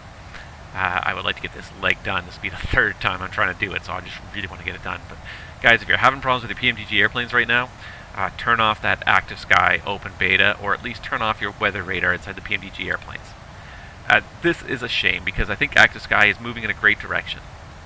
One of the things I really, I won't say I despised about the older version of ActiveSky, but one of the things that just really bugged me for what was overall really good software, and I think made the simulation just quite realistic overall with the general weather pattern changes from area to area, was the handling of thunderstorms within the sim by the original version of ActiveSky.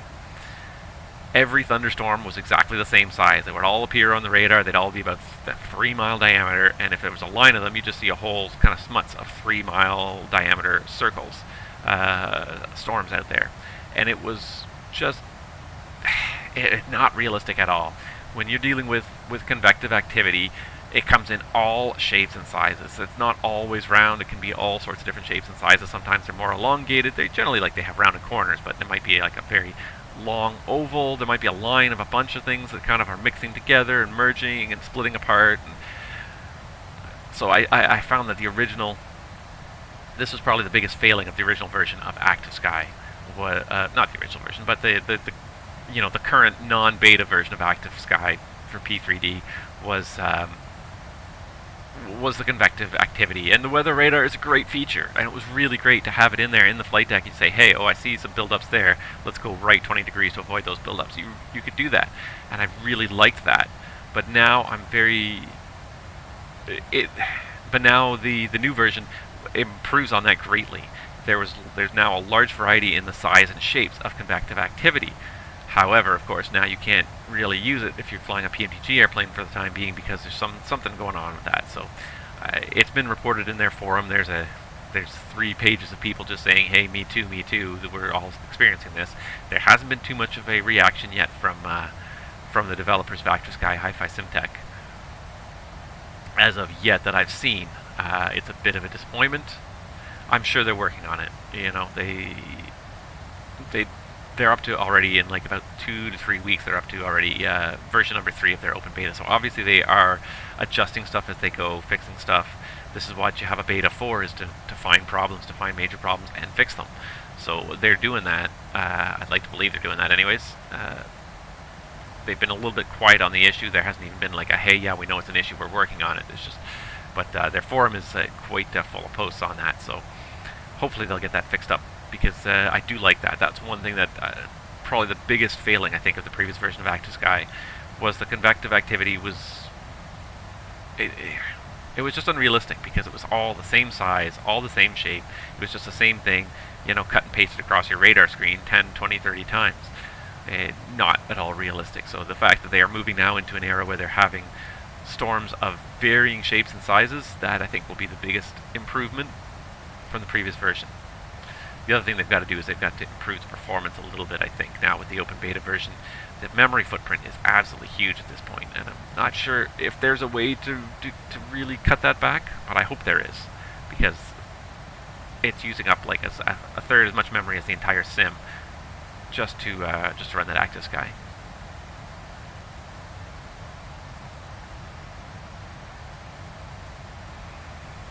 But you know, it's funny what a weather expert you become when you're a pilot, and even when you're not, days when you're not working, you tend to take all that information. You know, it's not just academic. It's not just there to pass the exams. It really does help you day to day when you're doing your job flying. But then you find you're also using those same resources, using that same knowledge in your day to day life. Last week, basically, the reason I didn't stream all of last week was because we were outside building a fence in our backyard, and you know, using. Some of the days were really nice. Some of them, the weather was hit or miss. But I found myself, again, going back, drawing on all that aviation knowledge I've gained over the years, experience with weather radar and convective weather activity and all that other stuff. And I found myself very quickly analyzing the weather and being able to give a weather briefing to us before we commence work for the day, for what we could expect and how to schedule our work around it to try and get things done effectively, efficiently, without wasting time for running inside for just a few little showers here and there, but making sure that we were not exposed when some bigger storms rolled through. So you do find yourself as a pilot, that weather knowledge is really useful even in your day-to-day life. If you didn't have it, you'd still get by, but you can look at a weather forecast, especially like a public written forecast, you can say that's really an oversimplification, because they are. Public forecasts, the 1-line, 2-line, 3-line public weather forecasts are usually vast simplifications of what the weather is doing. Weather is a hugely dynamic environment. It's constantly changing. There's so many variables to take into account when you're dealing with weather. And the average person, and then to dumb it down into like a 2 sentences for forecast for the entire day for a location. Sometimes that can be pretty accurate. Sometimes it might just be sunny and clear all day, and that's pretty much it. But sometimes when you got a more complex weather pattern, 2 sentences is not enough to describe what's going to happen. You know, rain and partly cloudy skies, or something like that. Like, it's a bit of an oversimplification of what's going to happen. It doesn't give any time frames. The whole day is going to be like that. You know, oh well, it's not going to be like that the whole day. Well, so sometimes having that oversimplification, like I do like to go to the TAFs and the METARs because they have a lot higher level of precision. And when you're planning an activity outdoors, especially, you want a little level of precision. You want to be able to say, up until this time, we're going to be able to stay outside without a problem, and then after this, from this point on, we're going to have a problem. So instead of saying the whole day's a write-off, no. You know, it says it's going to rain, but in reality, it's only going to rain after 6 p.m. So you've got, the whole day ahead of you. You could actually be outside doing work. It's only at the end of the day that you're going to run out of that ability to be outside, that the weather's going to change on you. So you find yourself using this weather knowledge all the time in real life. You know, having the weather app on your phone that has METARs and TAFs on it, find yourself looking at it without even thinking about it whenever anybody asks you what the weather's doing.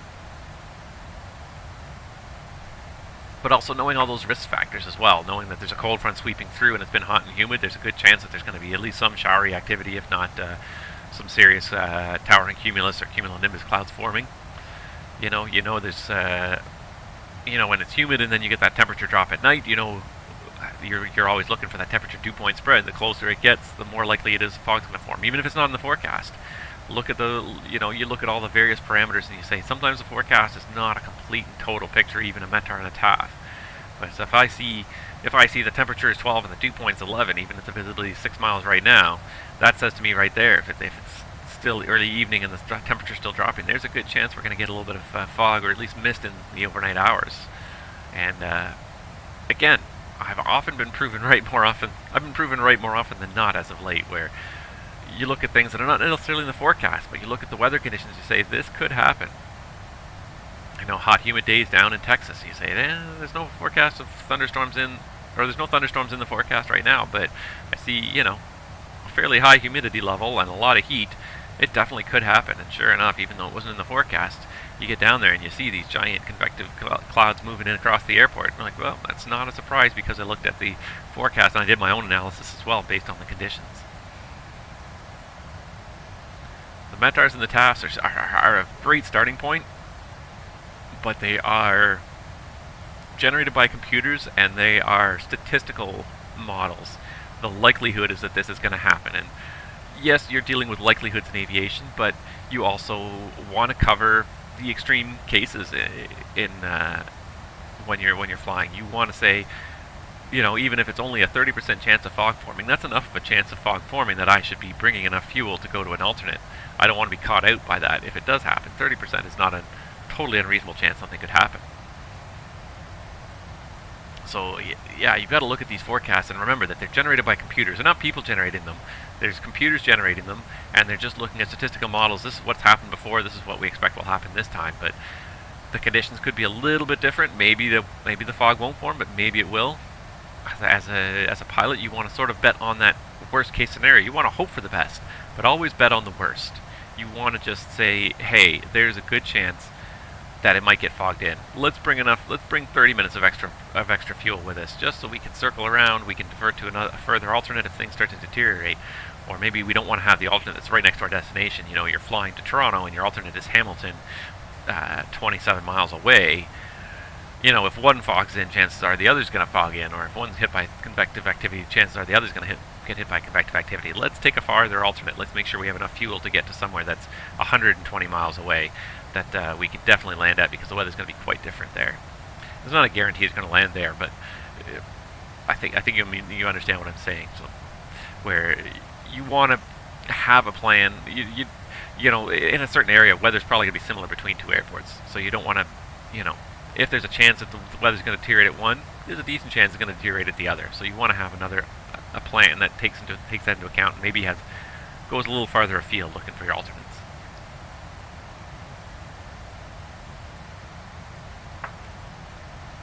Anyways, we are making some progress here. We're going across EMI. I'm going to throw the stations up there because that helps me give me a little bit of relevance to where I am here. Okay, so just past Keating, Robbinsville, Sparta. So there's New York kind of area up there. I think we're going to be passing basically more or less over the Washington area here soon. I know my VORs. There's Flat Rock. I don't know what Ott is. I've never been to Ott. That's Robbinsville up there.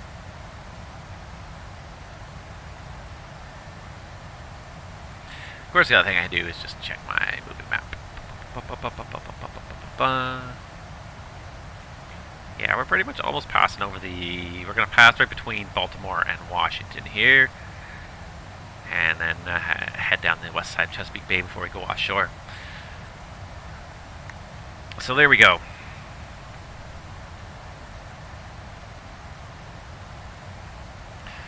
We're on our way down to Punta Cana. I'm already thinking about stepping out of the flight deck. It's been... it hasn't been quite 2 hours since I started the stream, but I've got a few things I've got to take care of today as well, sort of while this stream is in progress. So contemplating stepping out in the next few minutes here anyways. See if there's anything else interesting going on in the flight sim world before I do that.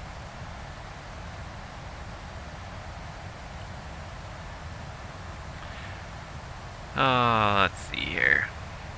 Anything else exciting going on?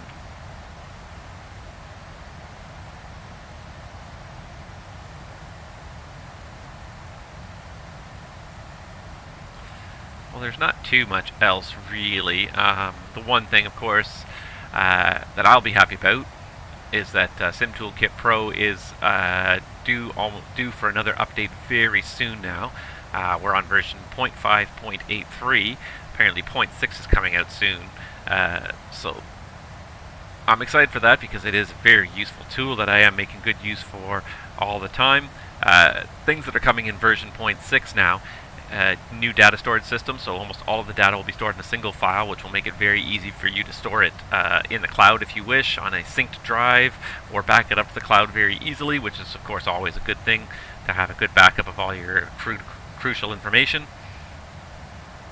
Apparently there's going to be an internal app server being added so that you can access your moving map and your flight plan from any device on your local network. So if you step away from the computer for any length of time, your tablet or your phone can show you exactly where you are, have an updated live map.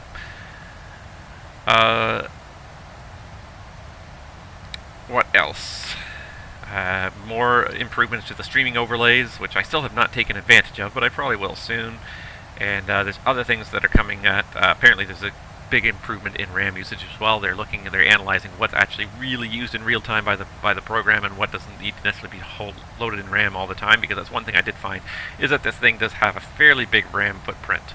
It's fairly easy on the processor most of the time, although actually with the moving map up it's using about 10% of my processor right now. But if you switch it off the moving map page, it tends to really cut that back. Any of the other pages are very minimal. That cut me below 5% there, my processor usage.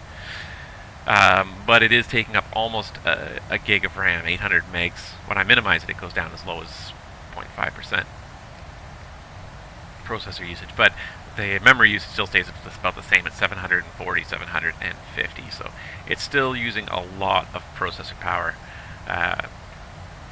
Or not a lot, but a lot of RAM. So apparently that's one big improvement that's coming with version 0.6, is they're doing a better automation of that. Fuel tracking, which is something that I do enjoy, just to keep track of how much fuel you've used and how much is in there. Automated log completion based on improved sim integration. That'll be good if you can close out your logbook pages a little faster. Random flight generator actually is another one that sounds like that'll be really useful. So you can select an aircraft and ask it to and a length of time and ask it to pick a flight for you, and you can even, apparently it will, they're looking at starting to detect what scenery you have loaded in your sim, payware scenery or custom scenery that you have loaded that you want to take advantage of, and you'll have the option of only generating random flights between your freeware cities, or between your payware cities, airports, which is really good. That's one thing that I think needs to be taken more advantage of. You know, you spend all the money on payware scenery, and to be able to randomly generate pairings between all your freeware scenery would be a great idea. When you start to, it becomes an exponential equation of how many different possible city pairs there are you have when you start to get a lot of scenery out there. Let's see if I can find. That's what I'm looking for. So just to use my example, this was what I generated here that has all my freeware scenery on it. Yes. Okay, if I hold control to zoom the map. But all of my various sceneries that I have around the world now, and you start to add up these numbers, and you start to get an absolutely exponential number of possible combinations between different cities. Now, depending on how you like to operate, like I like to operate mostly realistic airline flights, so I try to actually pick an airline flight. And that, again, this is where Sim Toolkit Pro has come in really handy. The scheduling feature here is great. So you can go into schedule, and you can go real world flights, and you can fit in any criteria that you like, and it will show you. So let's say that I am in Boston.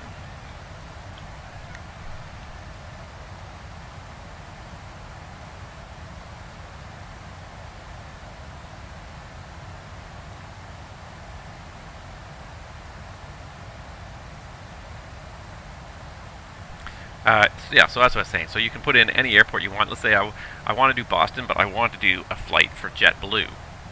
So you put in just those criteria, out of Boston, JetBlue, and it will find you all and you can even specify the type of airplane if you want it, but I'm going to leave that blank for now. And I can see all the JetBlue flights out of Boston, San Diego, Orlando, Los Angeles, San Francisco, Seattle. I don't even know what TPP is, but anyways, but you see how quickly you can go through here and you can say, hey, these are the ones that I'm interested in. So there's only 2 pages of them here in this.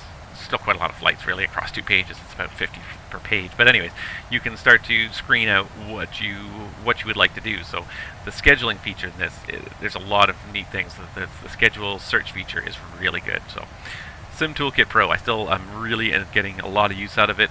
Really enjoying it. It does a lot of the stuff that I wanted to do. I've left Project Fly in the dust. Unfortunately, Project Fly just stagnated. It was a great idea. It worked really well, but it just stagnated. Alright, so here we go. We're going the wrong way now. As you can see on our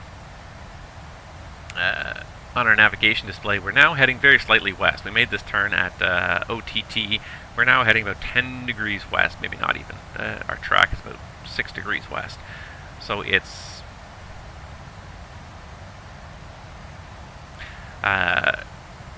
should climb to 340 because technically we're westbound. I'm going to have a quick look at VATSIM and say there's pretty few people online. I think we can make it without doing that turn, without doing this climb, because then in 100 miles here, not even, we're going to turn back to the east again. So I'm going to just leave it for now at 330. And if any ATC came online, I would make the same pleading with them.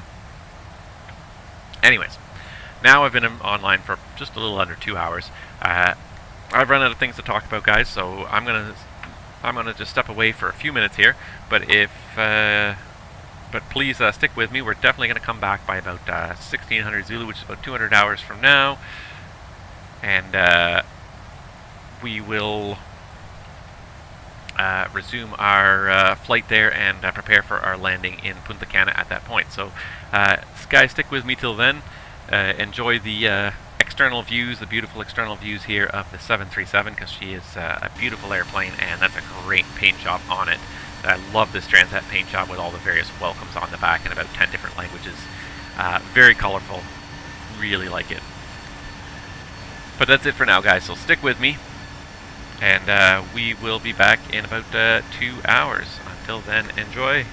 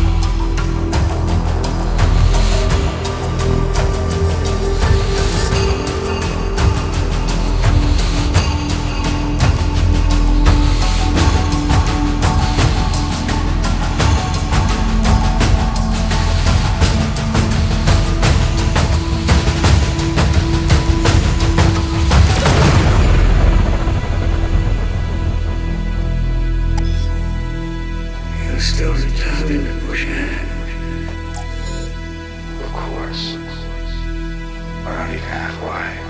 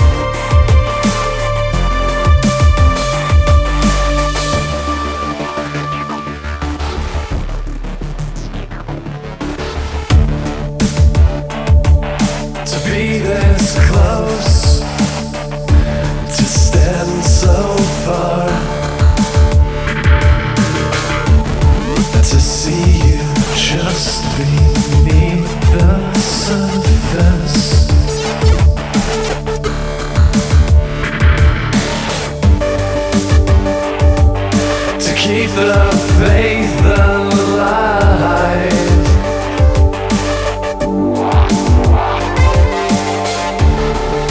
As I swim through frozen mercury,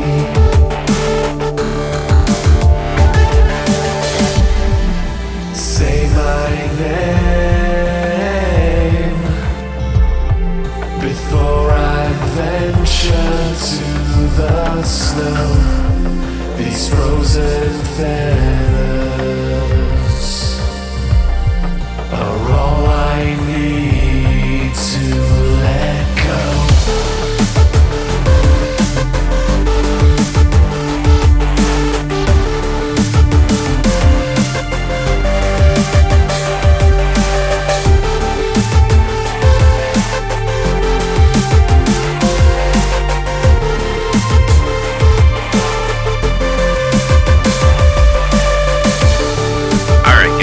Captain Abs is back in the flight deck with you, and we're going to start getting ourselves set up in a few minutes for our arrival into Punta Cana. If you look outside now, hold on, let me just reset my track IR here. There we go.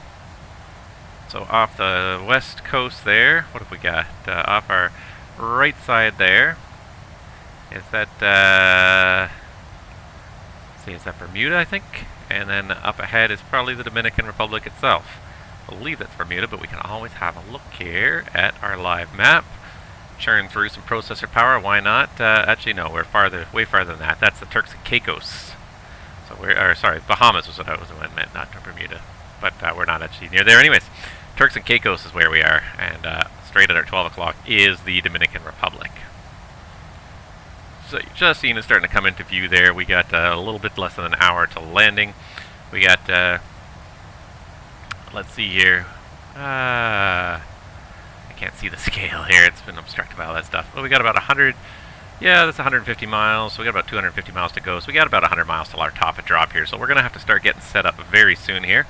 Just going to have a quick scroll around the flight deck, make sure everything happened the way it should happen. So it looks like our FO did take care of our fuel pumps for us. We emptied the center tank. And when we emptied the center tank, the pressure fell. He automatically switched off those fuel pumps for us, which is great. Thank you very much, Mr. FO, for manning the ship while I was away. And, yeah, still got about 2,700 kilos in each tank, so we're looking at, math has escaped me right now, about 5,400 kilos in total right now, so that's pretty good. 1 second.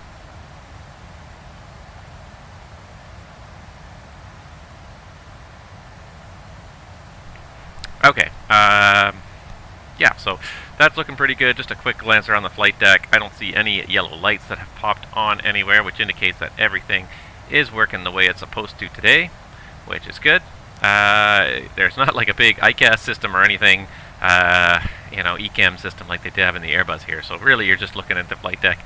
Look at the fuel page, the big thing. The engines are all still in the green. Everybody's happy there. Systems, hydraulic pressures are nominal. It's about the only system quantities we measure.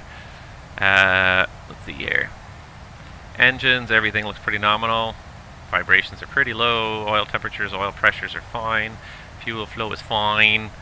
And the other thing we can do, we do have some checks we can do with the pressurization system. We didn't do our step climbs, but that's fine. We got here with lots of gas.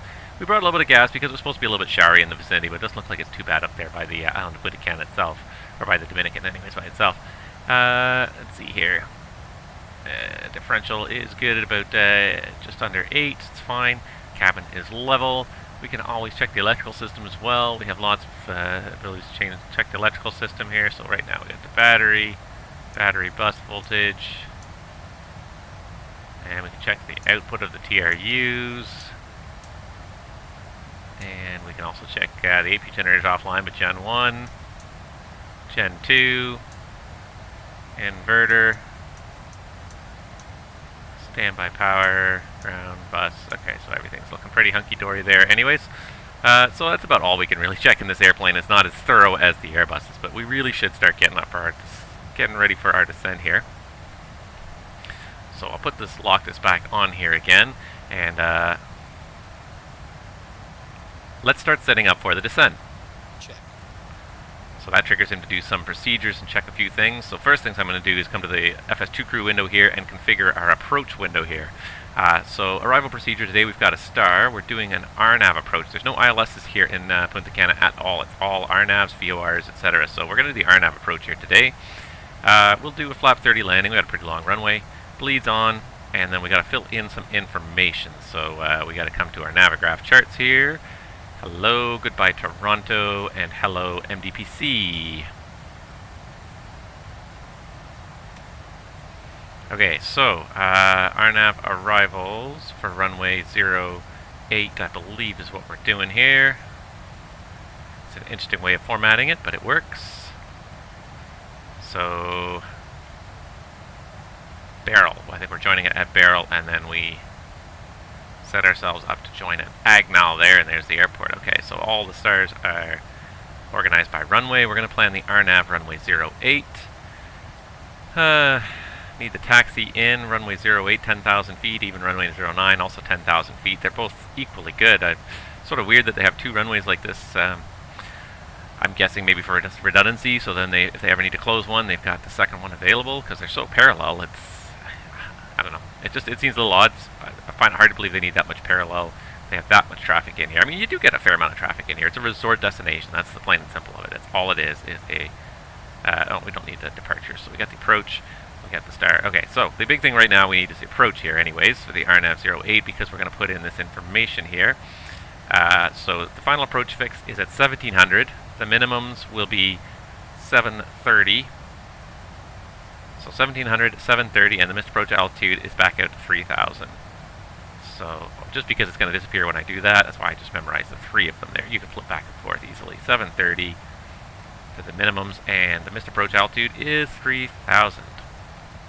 Runway condition, we're going to say dry. Auto brake 2 is fine. It's a long runway. ASDX, probably not. Single engine taxi, we'll say no. We're going to, we'll say we're going to a gate. We'll do one of the gates. You know what? Let's do a stand. Here, stairs. That's what I recall, anyways, from having done this. APU delayed start. And concerns, none. Final sector, no. Okay, so I can play that briefing, but I'm not going to. So what I'm going to do now quickly is set up the rest of my information here. So first of all, didn't mean to do that. 730 for our barrel mins. So let's go ahead and just dial this up here.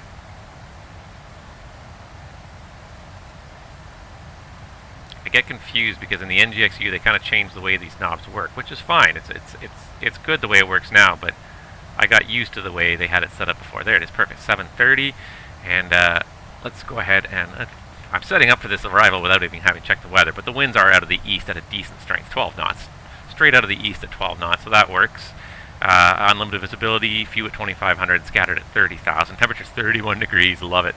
And we are on a QNH here of 1017, so I'm just going to set this here. And I'm going to just... let's see here, set this here so it's ready, and then flick it back to standard.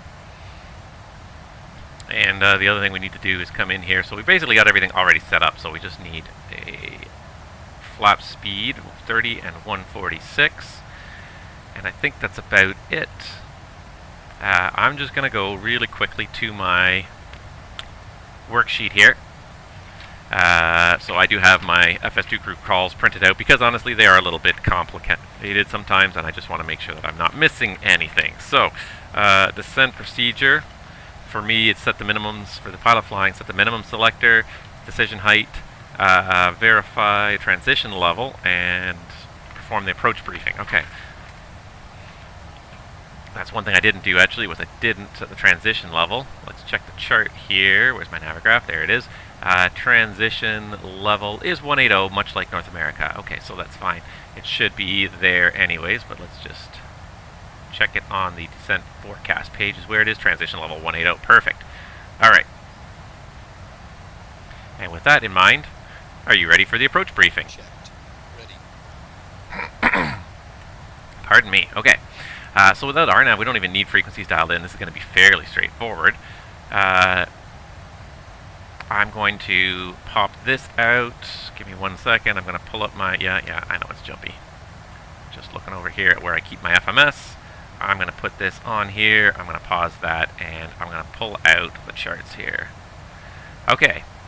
So I'm just going to get rid of a couple of extra things down here at the bottom. We don't need Toronto right now.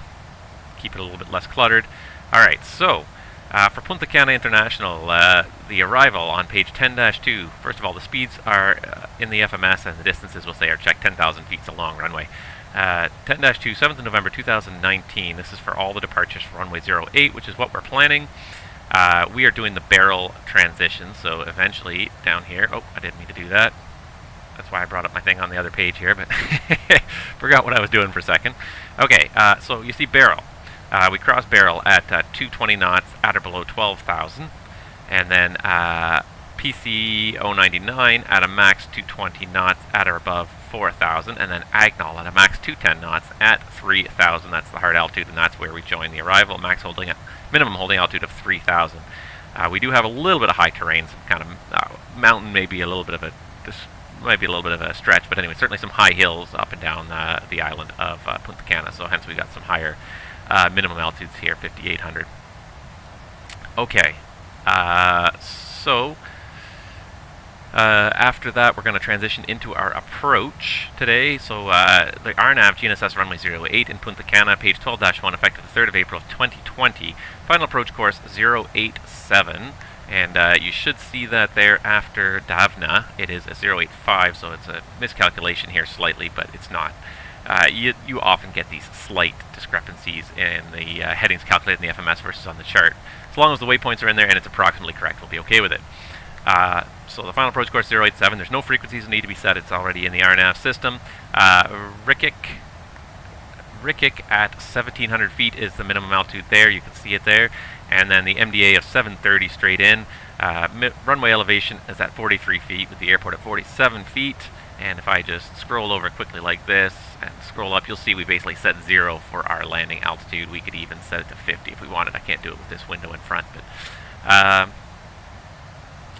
so the approach setup area here around Davna and Agnol. West of Davna, it's 3,800 feet. That's the area we're coming from, but we're following the star. So as long as we're on the star, it shouldn't be too much of a problem. But we'll say 3,800 feet is the minimum altitude without being established on the approach. Missed approach is climb to PC 257 on a track of 087 straight ahead. Then a left climbing turn to PC 258. And proceed direct to Agnol on a track of 269 and climb to 3,000 feet and hold, or according to ATC instructions. So we don't have any ATC online today. It doesn't look like we're going to have any at all on this flight. It happens from time to time.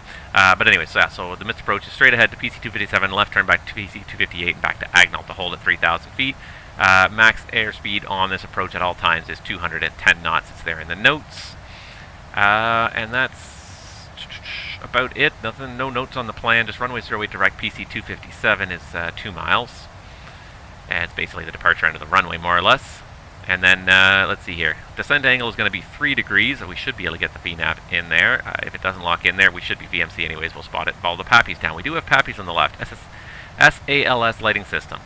Let's see here. So ceiling and visibility 800 feet, 1.6 kilometers required to do this. We've got, even with a faster airplane, actually probably 3.6 kilometers, we've got unlimited visibility today, so we're okay.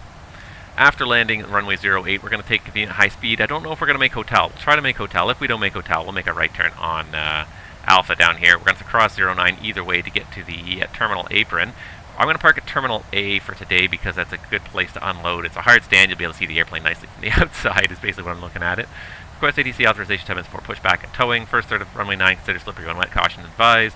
180 degree turns permitted only at runway ends for heavy aircraft. We're not heavy. And turns in apron greater than 9 degrees must coordinate with ATC and airport operations, so we're not going to worry too much about that. We will have to pick a gate, a stand.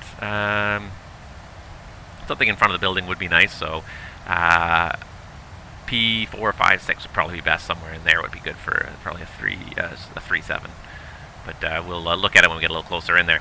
We're just about there at our top of descent now. So I'm going to just go ahead and set a lower altitude here. We'll set 240 just to start here.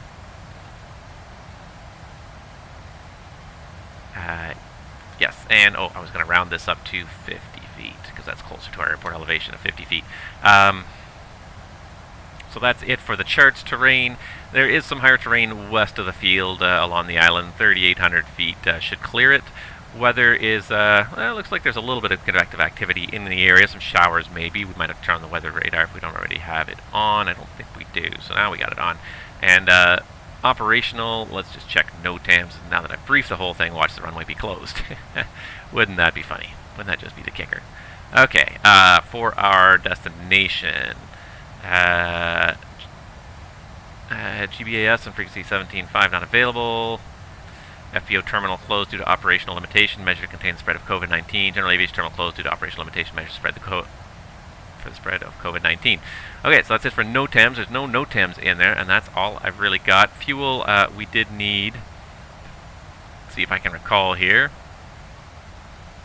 Reserves of 2.8. We only need 2,800 kilos to get there, to get to our alternative San Juan in Puerto Rico, and we are going to come in here with about 4.6. We got about 2 tons extra, so we can definitely hold for 20 or 30 minutes without too much issue.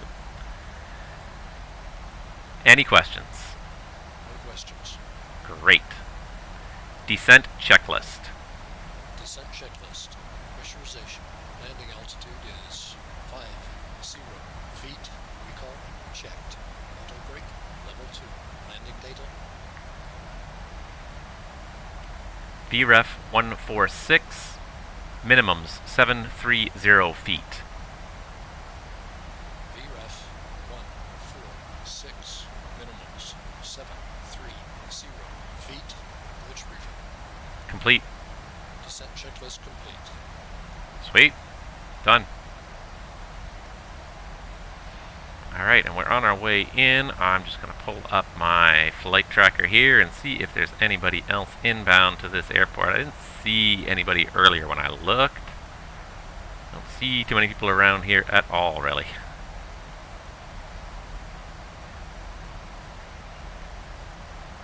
There's a couple people for San Juan, but nobody else heading for Punta Cana, just us. So I think it's going to be all on. And we'll still make the appropriate radio calls. Absolutely we will. But I'm just thinking that there's not going to be anybody else there in case I need that. Let's get that on there. And that's basically it. So now we're set up for our arrival into Punta Cana. And yeah, looks like there is some convective activity out there. I don't see it painting on the radar. We'll see how it looks as we get a little closer in. If we need to, we'll deviate around it a little bit. Starting to get some nice views out there.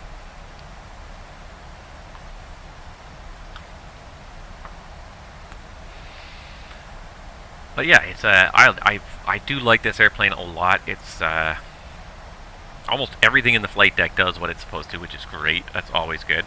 The EFB is pretty good. I like it mostly. I find that sometimes it's a little more awkward, and this is the reason why too. It needs to be authenticated. Yes, allow. Once it does authenticate, it is pretty easy to use. I haven't shown you guys too much of it here, but for example, so rather than type in stuff, the keyboard's built right into it. It's a little bit awkward to use. And you can use the external keyboard, but I have found it, supposedly, but I found it problematic. Maybe I haven't read the manual enough on it. I'll read it some more later. But you can just hit use airports from FMS, and it will fill in your airports, your origin, your destination airport really quickly, which is good. Complete. Now we can select the airport we want. Down here at the bottom, there are the 6 airports. If we have alternates specified, we can have them there. And then we have a chart clip up here of charts we can get to very quickly. So to edit that clip, we hit edit, and then you can organize by the types of charts you're looking for. So you're looking for just the arrivals. RNAV arrivals to runway 08, check the box. Approaches look like this little glide slope symbol. RNAV runway 08, check the box. And then airport information and parking gates and coordinates, check the boxes. And then when you're done, you hit complete. Now you've got all these very quickly available to you, just the charts you need. I think it's a little bit more responsive than the, a little bit of lightning there. I find it's more responsive. I don't know why I'm not getting anything on the weather radar here. It should. It's worked in the past. I've obviously got something misconfigured somehow, and I don't know why. Maybe it's because I'm switching back between the two versions of ActiveSky, and it's not liking the combination of the two. Alright, so after this Kobit fix, we're supposed to go to Petri, but that looks like that turn is going to put us right into that weather right there. So we're going to ask ATC for a diversion. We're just going to go into heading cell mode for a moment here, and just go straight past this fix and re-intercept our LNAV route again. Just avoid that build-up right there. That should do it. And while we're at it, let's just get the seatbelts on early, because it looks like it's going to be a little bit nasty for a little while here. It's going to probably be bumpy even as we pass between these clouds here. But yeah, I find that this FMS is a little more responsive than the Airbus Aerosoft Airbus FMS EFB. Excuse me. Oh, we don't need to stop at 240 now. Now we can continue down to, let's say, 6,000.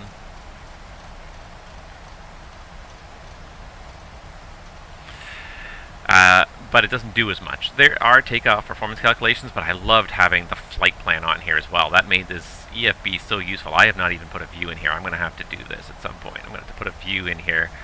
I'm not going to do it right now. You can go to, you can change the brightness. I feel like there's a day-night mode, but darned if I know how to turn it on right now.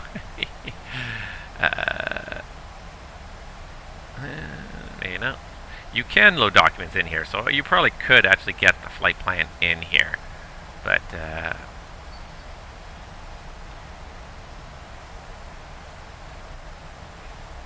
I don't know if you can switch to night mode with the terminal charts. That'd be a bit of a shame, because that's something useful. Ah, there it is, night mode. Boom. There. It's a pretty good FMS, or pretty good EFB as well. I generally like it. I generally don't have too many problems with it. But I've just gotten used to using Navigraph. I didn't want to even set this up. I haven't dealt with it, but for the return leg, we'll use that a bit more. Beautiful tropical Dominican Republic. So I have actually been to Punta Cana once before in my life. I years ago had a friend that had a resort wedding there, and I do remember it as being a great time. I don't remember a whole lot of... We basically stuck to the resort. We didn't leave the resort too much. We did go on one little field trip out of the resort, and we did have a lot of fun on it. We went to a couple of plantations and had a little bit of fun there, but we just enjoyed just resorting it, just sitting by the pool, drinking, and just... it was just a nice, relaxing vacation. You know, really with nothing to do, no schedule to keep, nothing. It was a very nice vacation in that respect. So I really enjoyed that. I don't remember that much about the flight. I remember our flight was delayed, and we ended up landing like after dark. So I really didn't see too much of the airport when I was there the first time. And then our departure was also in the dark. So again, didn't see a whole lot of the island or anything. And it's a bit of a shame. So I'm kind of happy to come back here again and experience it, as it were, from a daytime perspective. I'm excited about this. But Punta Cana is just that. It's just a resort. It's just a resort town. I'm going to go ahead and re-engage LNAV here. It looks like it has sequenced the waypoints as we pass that fix. So we're going to go ahead and just rejoin here, and then we avoided that whole thunderstorm right there, which worked out really well. But yeah, Punta Cana is a resort town. It's a little resort town on... not little. Relatively little resort town on the eastern tip of the Dominican Republic. Some very beautiful long strips of beaches, so there's just, you know, miles and miles of resort hotels. You guys don't need to see this anymore.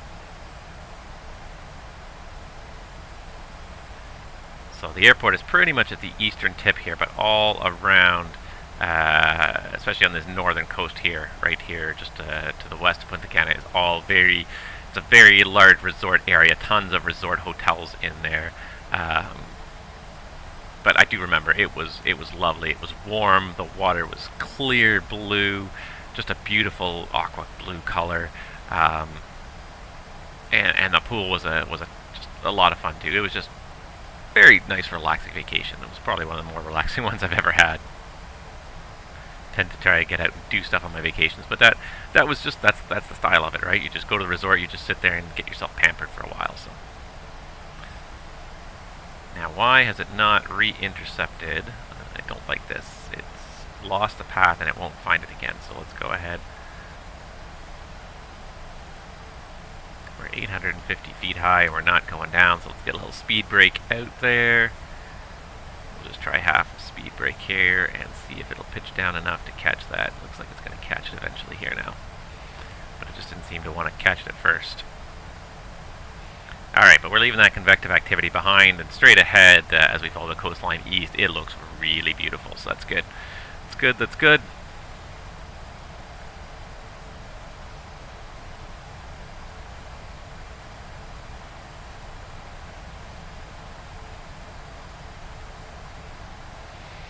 Alright, so down we go. Coming down to the end of another leg of a pilot's life here. Orbex has done a pretty nice job of capturing some of Level. Altimeters reset. 1017. 1017 set. 1017 set. Anyways. So he reset those because I'd already set them. It was great. He didn't reset the standby altimeter, but I will do that now. 1017 set. There you go. But yeah, I love the color here. Orbex has captured a really nice aqua color here over this ocean here, all along the coastlines where you have these nice shallow beaches forever.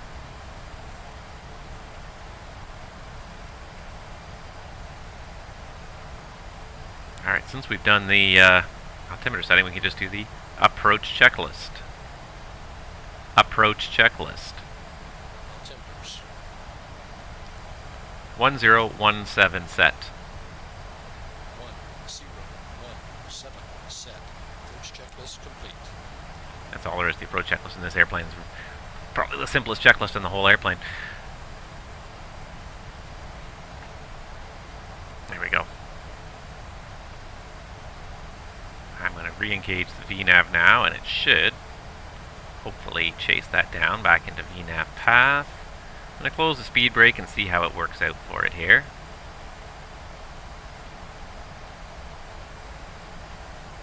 There, it's just centering on that little magenta diamond now and just tracking it nicely. We gained a tiny bit of speed, but now it's going to reduce its descent a little bit to keep that path. Speed should work out just fine. We're pretty much doing that perfect idle descent, which is what your goal is when you're flying a jet. It's just descend pretty much at idle from as close to cruise to as close to the ground as possible without bringing up too much thrust. That will get you your most efficient power settings.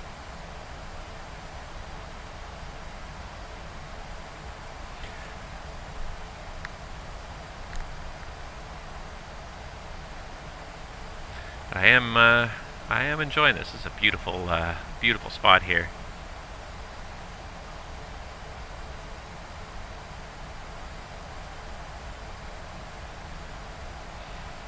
And oh, there's some traffic not too far from here. Doesn't look like they're at Punta Cana. Looks like they're going down into the capital of Dominica. I forget what it's called. I'm very bad with Santo Domingo. Oh yeah, here we go, right there. He says he's going to MDPC, so why is he all the way over here? I didn't even see him before. Says he's going to MDPC, so we'll see anyways. If he starts turning this way, then we'll have to do something about him. Maybe he's just trying to lose some altitude. He probably was out of the flight deck and overflew. I shouldn't laugh because I've done it myself. But I think because I've done it myself, I can laugh as well.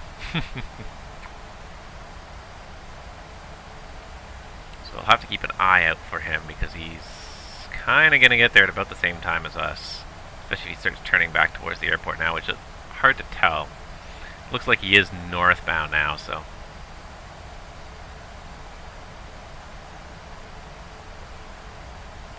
May have to make some radio calls here just to make sure we do not hit him. Punta Cana traffic, Transat 232, Boeing 737, about 40 miles northwest of the field, inbound on the Barrel to Whiskey approach, estimating runway 08, commencing the approach in about,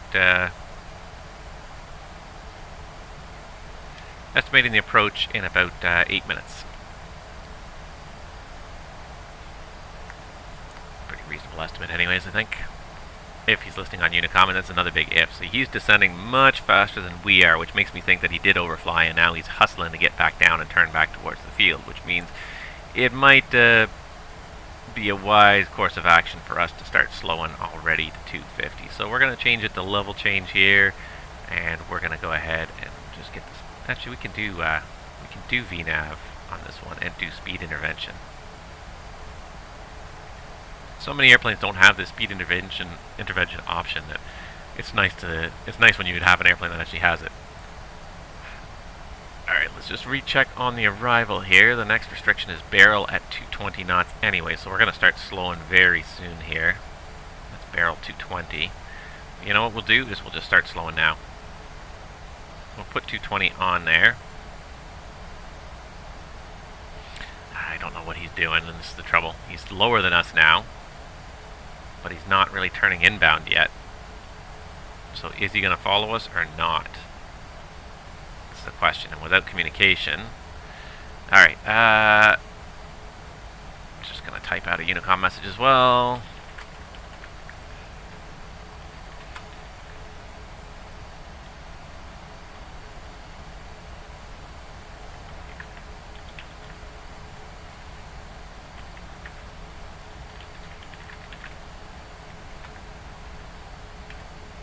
Alright, do the text Unicom as well. Oh, and now he's vanished while I was not looking away. He vanished off my TCAS. So either he fell behind us, or he vanished off the network. Still going to have to keep an eye out for this guy now. I slowed down a little bit early just in case, and now I got to keep an eye out for him. Oh well. Coming up to 10,000 in a second here. We're a little bit high now. And let's just have a quick look here.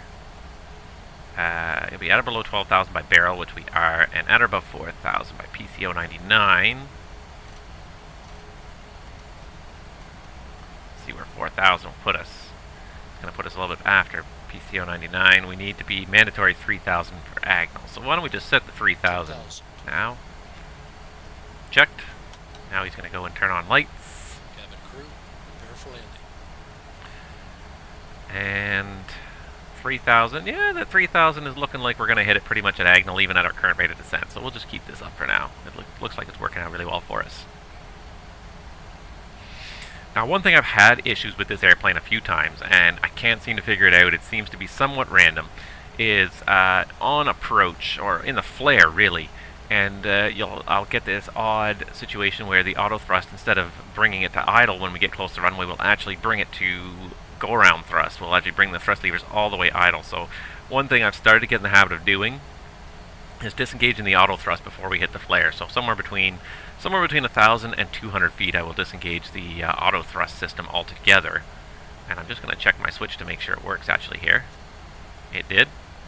I do have it on my control column here just to have it convenient, just to avoid that. So then I'll hand fly the thrust from that point downwards. But I can't seem to figure out a reason or a common thread for why that happens. But I've had it happen on more than one occasion where you're just about flaring over the runway, everything's working really nicely, and all of a sudden the airplane goes to max thrust, and it's very strange. It's very annoying because then, of course, you're struggling to disengage the auto thrust while holding the airplane off in the flare, pull the thrust levers back to idle, and try not to float down too much the runway as you then wait for the engines to come back to idle, and you end up having to force it onto the ground in most cases when that happens. So, as I said, I've taken to with this airplane disengaging the auto thrust for the landing itself. Now we're back in BNAV speed. I thought we did level change and then it just we did BNAV and speed intervention. So it's working out just fine to get us down there at 3,000. This is perfect. Even at the lower speed, it's fine. There is some hillier terrain here, though, so you just got to be careful. Don't want to get too low on these approaches. I don't know where this other traffic got to. I just check.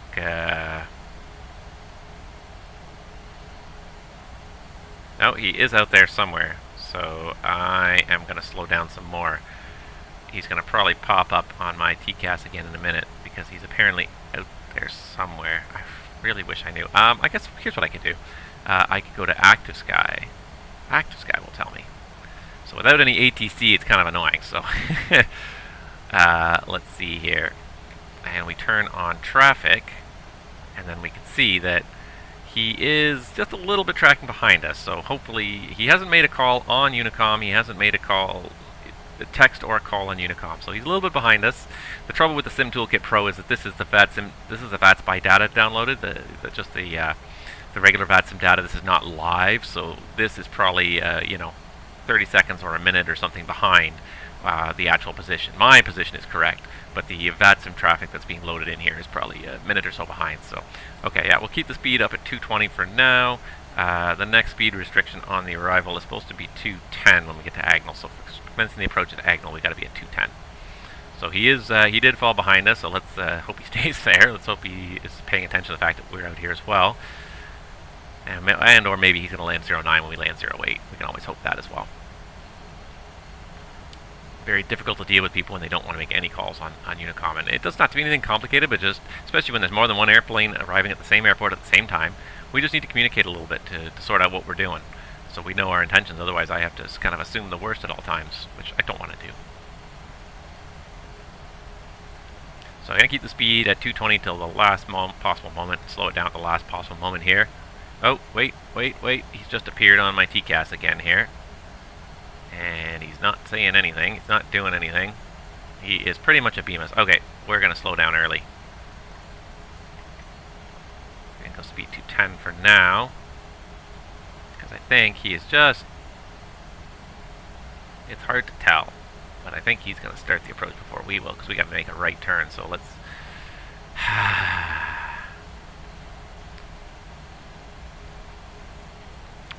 We could also do a hold. We might have to do a hold.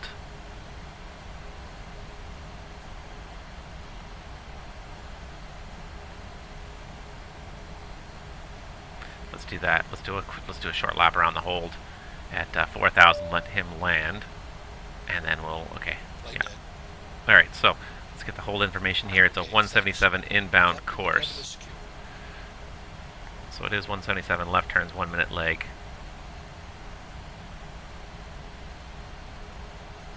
Okay, let's see if I can do it this way here. Agnel. Hold. At Agnel. It doesn't want to do it. It's going to be difficult because it's also my missed approach.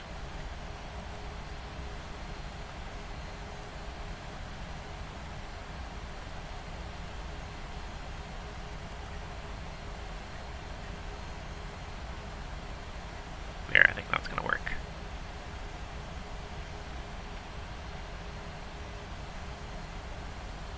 There, now it's going to enter a hold at Agnel, and we'll be able to let this guy go, do his thing. So let's level off at 4,000. Here's VNav alt. We're going to go do a leg around the hold at Agnel before we continue.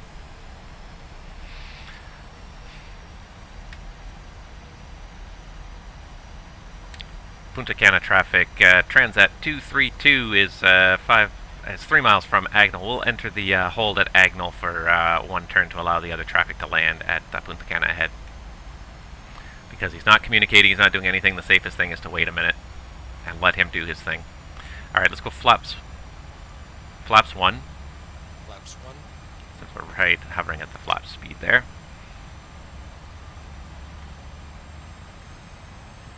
This will require even more fuel because we deploy the flaps, but then we'll also be configured. Because he's going to get to Agnel at just about the same time as us here. Like, what the... But no communication, and that's the only thing that bugs me. You know, if we were talking and, you know, we'd say, okay, one of us is going to go first, then that's easy. Then we all know what's happening. But because he's not talking, he's not saying anything to anybody, I'm at a bit of a loss here. Alright, so we're entering the hold at Agnel. There he is. Doesn't look like he's entering the hold, so...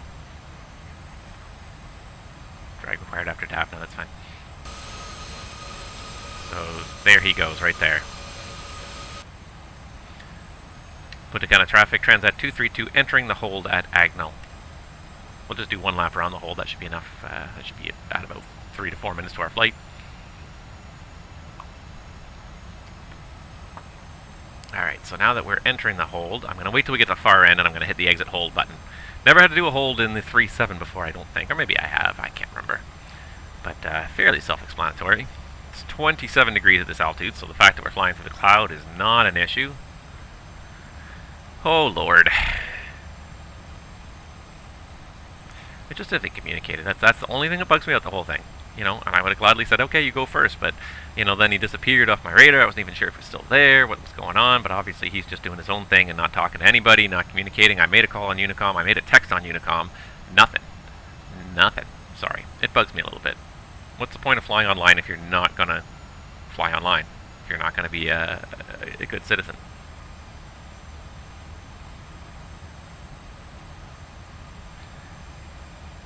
Alright, so he is definitely passed, so what we can do now is we can go ahead and cycle down to 3,000. And we should be able to just push that altitude intervention button down and it'll descend to 3,000 for us. Thank you.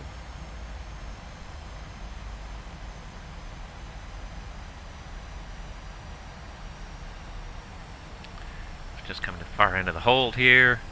Once we turn inbound, we'll hit exit hold and it should just continue right past Apnel on our approach. So what I can do now is I can show menu, chart clip, show me the approach. So we are doing the approach here, or we're doing the hold here at Agnel, one lap around this hole just to give us some space behind the guy behind us who's not talking to anybody, and then we'll come out of the hold this time around.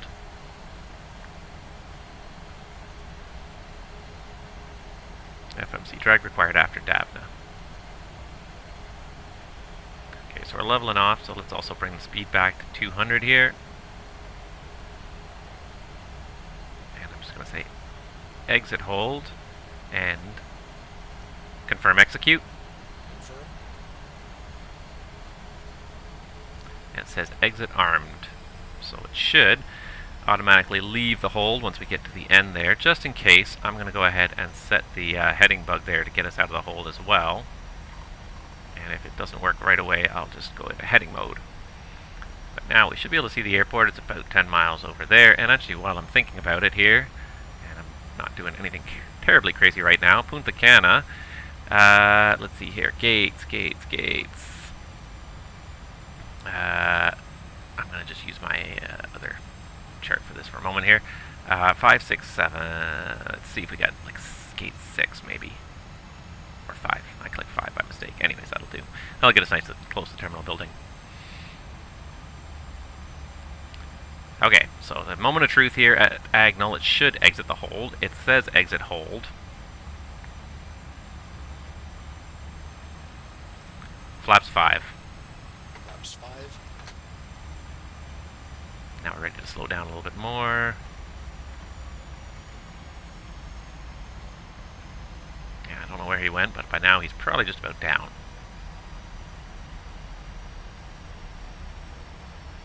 Alright, so let's see if I did this correctly. If I did this correctly, it still says exit armed. It should just exit the hold here when we get to Agnel. And that blue dashed line is just the missed approach. With the missed approach, we come right back to this fix and hold in the exact same spot again if we did it.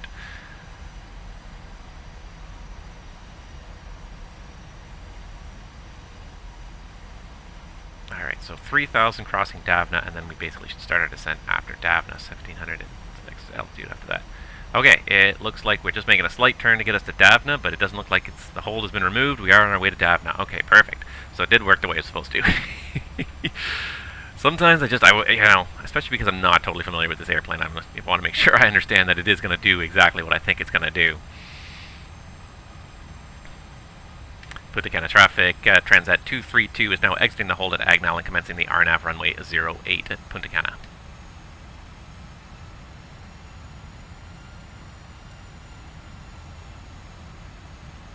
Alright, get the speed back to 180. Set the next altitude as 1,700. We are still in VNAV mode, VNAV pass, so it should commence its descent here as we pass Davna. And there's the airport right there. You can see the two runways. We're landing on the left runway, which is runway 08.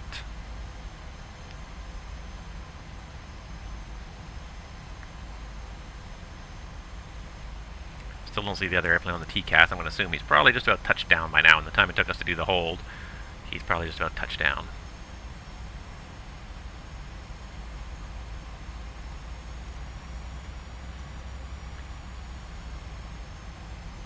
Gear down, flap 15. Oh. Gear down, flap 15. Gear down. Flaps 15.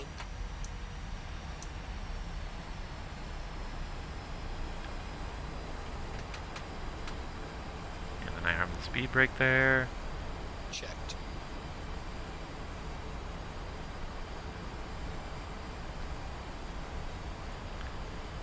looking good. I'm going to go ahead, Radio altimeter alive. Cabin crew, take your seats. set 700 for our minimums there. And we'll disengage the autopilot before we get there and just fly through it.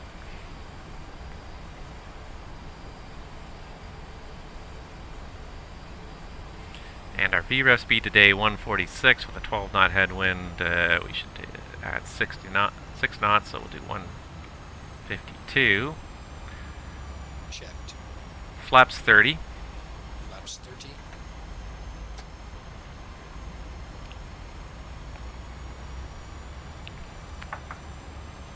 Landing checklist. Landing checklist. Engine start switches. Continuous. Speed brake. Armed. Landing gear. Down. Flaps. Flaps 30, green light. Landing checklist complete. Checked. Alright, so right there, that North Shore there is where all the beautiful sand beaches and all the resorts are. Pack isolated.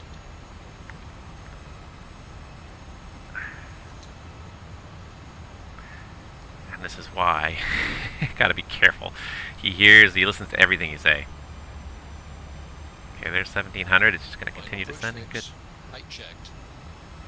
Missed approach altitude is not set. Set missed approach altitude 3000. Missed approach altitude set.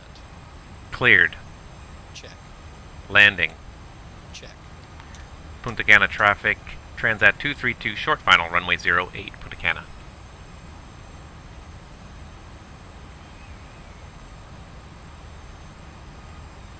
Alright, looking pretty good here. Looking a little high on the pappies, but we're right on the path here. So we'll just let it continue to fly just a little bit longer here. Altitude checks. No flags. I'm gonna have to shut up because this guy's listening to everything I say. Stable.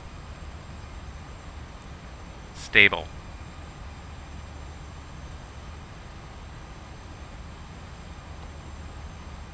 Autopilot coming out. Check.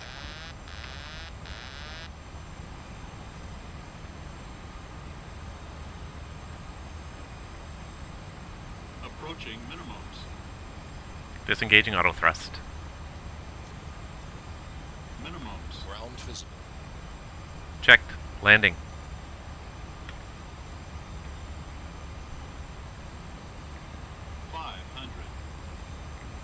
Stable. 500 feet. Stable. Checked.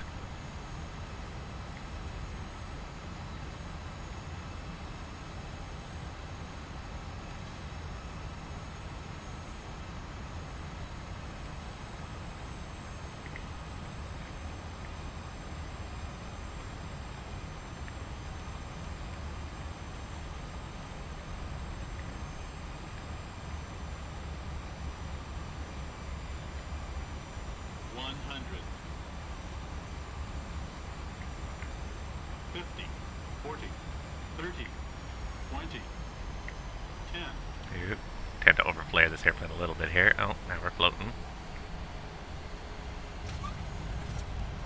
Speed brake up. Reversers normal. Checked.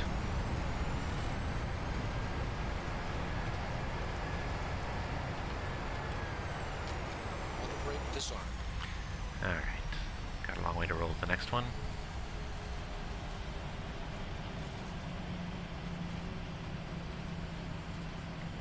Yeah, missed that first taxiway. I figured we would.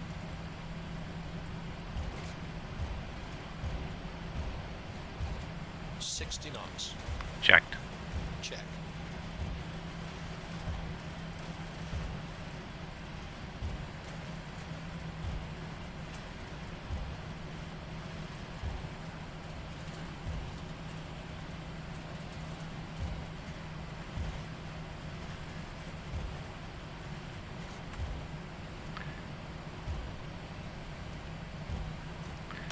And I could say okay to clean up, but what I did do was I just simply retracted my speed brakes. As soon as you retract the speed brakes, that's an indication as well to the first officer to do the after landing procedure. So that's what I did, was I retracted the speed brakes and he did everything from there.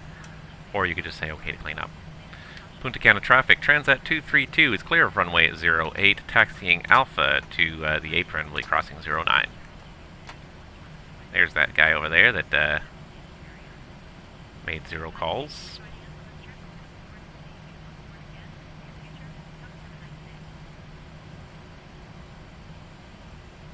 And that's it. Here we are. I'll have to get the APU on as we get a little closer to the terminal, get the lights and doors on. Here we go. This is Tropical Sims Punta Cana. I think it's one of the only payware ones available, so it's not a bad scenery though. I like it. It's not a bad scenery anyways. I like it. It's basic, I think is the word. It's not the most complex scenery in the world, but I guess the airport is also fairly simplistic. But actually, as we get closer to the buildings, you'll see the buildings are quite nicely done. Like the ground texture, I think that's what really gets me, is the ground texture is fairly low resolution. I think that's kind of what I'm getting at. It's a fairly low resolution, so it's kind of not the best, but it's not a bad airport.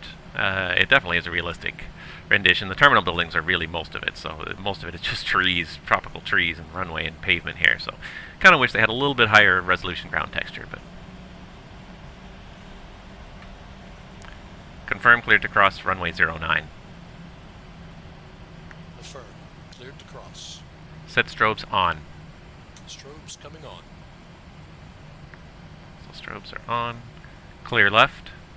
Clear right.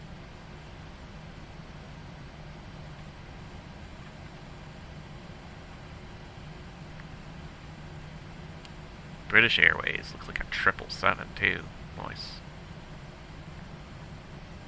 Scooching across the runway here. There's a radar. There's a control tower over the terminal there. Never been here before. Well, I mean, like, I've never been here in the sim before, so this is, I'm enjoying the scenery now. It's all kind of new to me here. Fire department. Set strobes off. Strobes going off. Start the APU, please. Starting APU.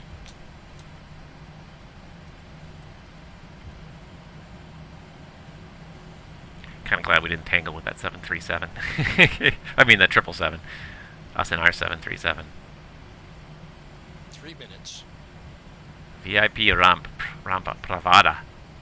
Guess we don't go that way. Closed anyways, apparently, by NOTAM.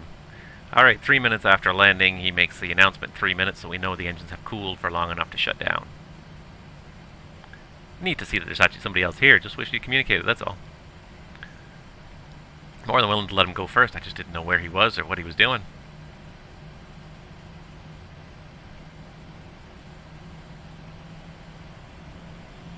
We can probably go faster than we're going here. Alright, so I think I see way down there. We should be going to gate number 5. That looks like the GSX equipment there, so that's probably where we're heading. So we'll zip past this 777 here before he suddenly vanishes offline here in a second. But I do remember this. I do remember when we got to Punta Cana years and years ago, we used air stairs on the ramp, and then I remember walking into this terminal building in the dark. But I remember still being able to tell where it was, and it looked quite beautiful. But then when we departed from one of the jet bridges at the other terminal. So, but I remember when the international arrival hall was in this terminal building here. Alright, so we're getting close now, so I'm going to go ahead and make the next call. Doors and lights. Doors and lights. Lights and doors. Check. You knew it had to be one of those, right? Oh, FS2 crew, you're so picky. And I don't blame you at all. It's funny. Disarm doors and cross-check. Okay, so we should have all the lights off. He does. There's our marshaller in sight. Oh, we are here. Third time's the charm. Oh, so frustrating. Especially the ActiveSky PMDG glitching. That was just annoying. But we're here. Just gotta get ourselves parked at this gate. Get ready for the offloading. Oh, not quite on the center line. Okay. We'll give her just a little bit, buddy. Don't want to overdo it. There we go. Just give it a little left turn just to straighten us on that line so we stay on it. Nope, did it too far again. Just ever so slightly. Surprised this guy's not wearing shorts. It's like 31 degrees out here.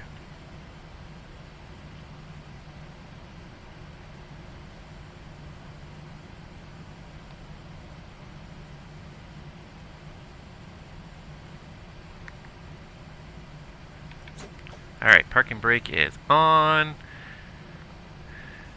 And generators are off bus, which means the APU is on the bus, which means we can go ahead and kill the engines.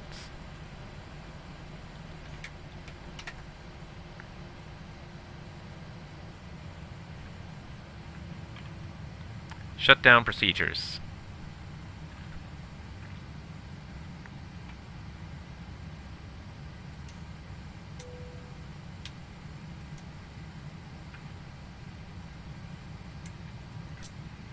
I think that's about all I have to do is just turn off my flight directors.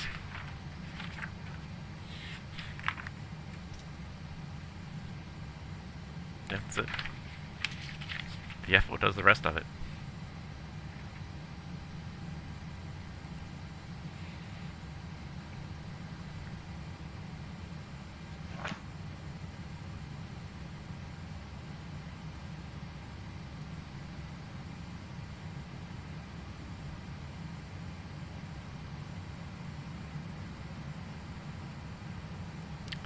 Shutdown checklist.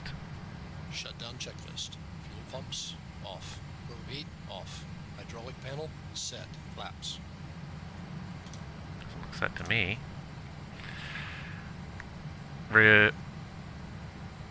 Up. Parking brake. Set. Engine start levers. Cut off. Weather radar. Off. Off. Shutdown checklist complete. It wasn't, but it is now. Alright, and let us request deboarding.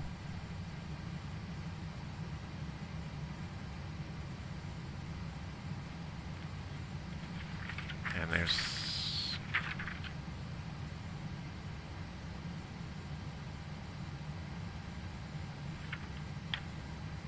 Yep, and that's it. So now we just need to get that door open. It opened on its own. And one thing we do need, of course, is some ground power. Cockpit to ground. Go ahead. Please connect external power. Roger. Connecting the GPU.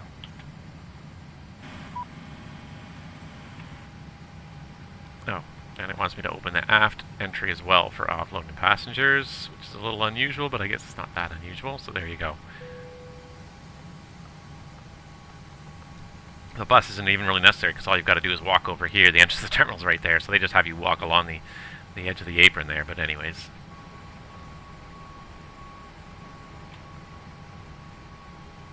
Here we are, Air Transat 737 arrived in Punta Cana. Bye, thank you for a wonderful flight. Okay, Gen's off bus, so we can go ahead and cockpit to ground. Cockpit to ground.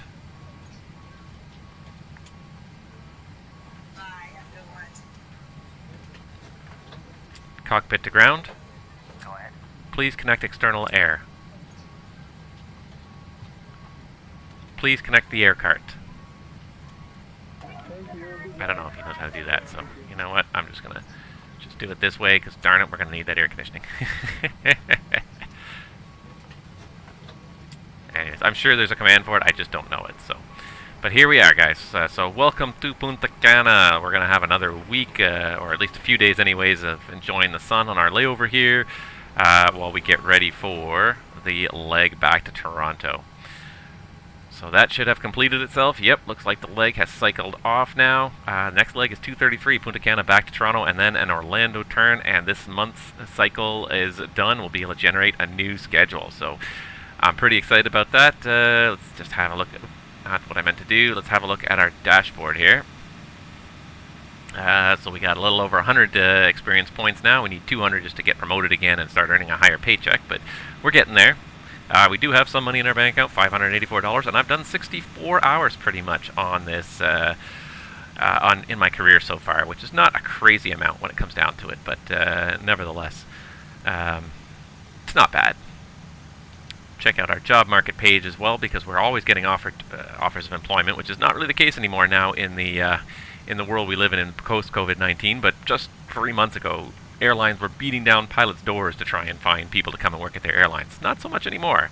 Now we have, but one thing I did notice here is that of the 5 jobs I've been offered this month, one of them was Air Canada, which was tempting. It's very tempting. I really would like to take that because Air Canada has a great fleet of aircraft and a wide variety of destinations. So it really is, at some point in my pilot's life career, I really would like to work for Air Canada. You'll notice here, I'll tell you a little bit about this, but you'll notice here that every airline has a star rating. It's kind of just like the relative prestige of the various airlines, and it basically indicates how likely you are to get a job at these airlines, but it's not set in stone. So generally when you start out, you'll only be able to get job offers for 1- and 2-star airlines.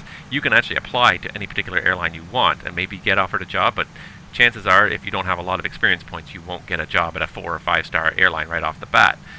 But there is some randomness to it, which is true in the real world. You can't keep track of how people get jobs at some of these airlines. So the fact is that Air Canada offered me a job here. They're a 4-star airline. I'm just an FO with only 200, not even just barely 100 experience points, but they decided to offer me a job. But you'll see most of the rest of these are 2-star type airlines, 1- or 2-star type airlines. But you might land a job at a 4- or 5-star airline right off the bat. But this is a great airline to work for. Just lots of large variety of destinations, huge variety of destinations worldwide throughout North America, tons and tons of destinations, but even worldwide, the biggest cities around the world, and a great fleet of aircraft, the 319, 320, 321 family, the 330s. They have 67s. They're slowly being phased out now, but they got 777s. They've got Dreamliners, and then through the regional affiliates, they also operate some Embraers. They keep the 190s themselves, but the 175s are operated by Sky Regional, Dash 8s by Jazz, RJs by Jazz. So a large variety of airplanes, a lot of which I have in the sim. They even had some 737 Maxes as well. So it would be a good airline to work for, especially doing a little bit of long haul stuff. But I'm really enjoying Transat, frankly. Transat is a fun airline to fly with. Again, a good variety of destinations, not quite as extensive as Air Canada's by any means, but nevertheless, I would like to get through a couple more schedule cycles because there are still a lot of good ones. Mostly Caribbean, as you can see here, and European. Caribbean and European, a little bit of domestic stuff as well here. But again, yeah, I would like to probably do a few more legs with Air Transat before we move on to something else. So, anyways, that's where we are right now, guys. We're finished offloading. The passengers are already gone, and it's time for me to get out of here as well. So thank you guys so much for watching the stream today. I hope you've enjoyed it. I hope you learned something as always. I've enjoyed it. It's a beautiful airport, beautiful destination to go visit, and I certainly hope to do the return leg soon. I don't know how soon it's going to work out. Look, there's even details in the terminal because you can actually see through the roofs because they're just thatched roofs. They're not fully enclosed. They have to do interior details. So, but there we go. Some nice views anyway. Something will be in my screenshot anyways. But yeah, thank you guys so much for watching. Appreciate it as always. If you like what you see, of course, subscribe to the channels on YouTube and Twitch and support me. And we will bring you the next leg of a pilot's life very soon. Have a great rest of your day, guys. Stay safe and healthy out there.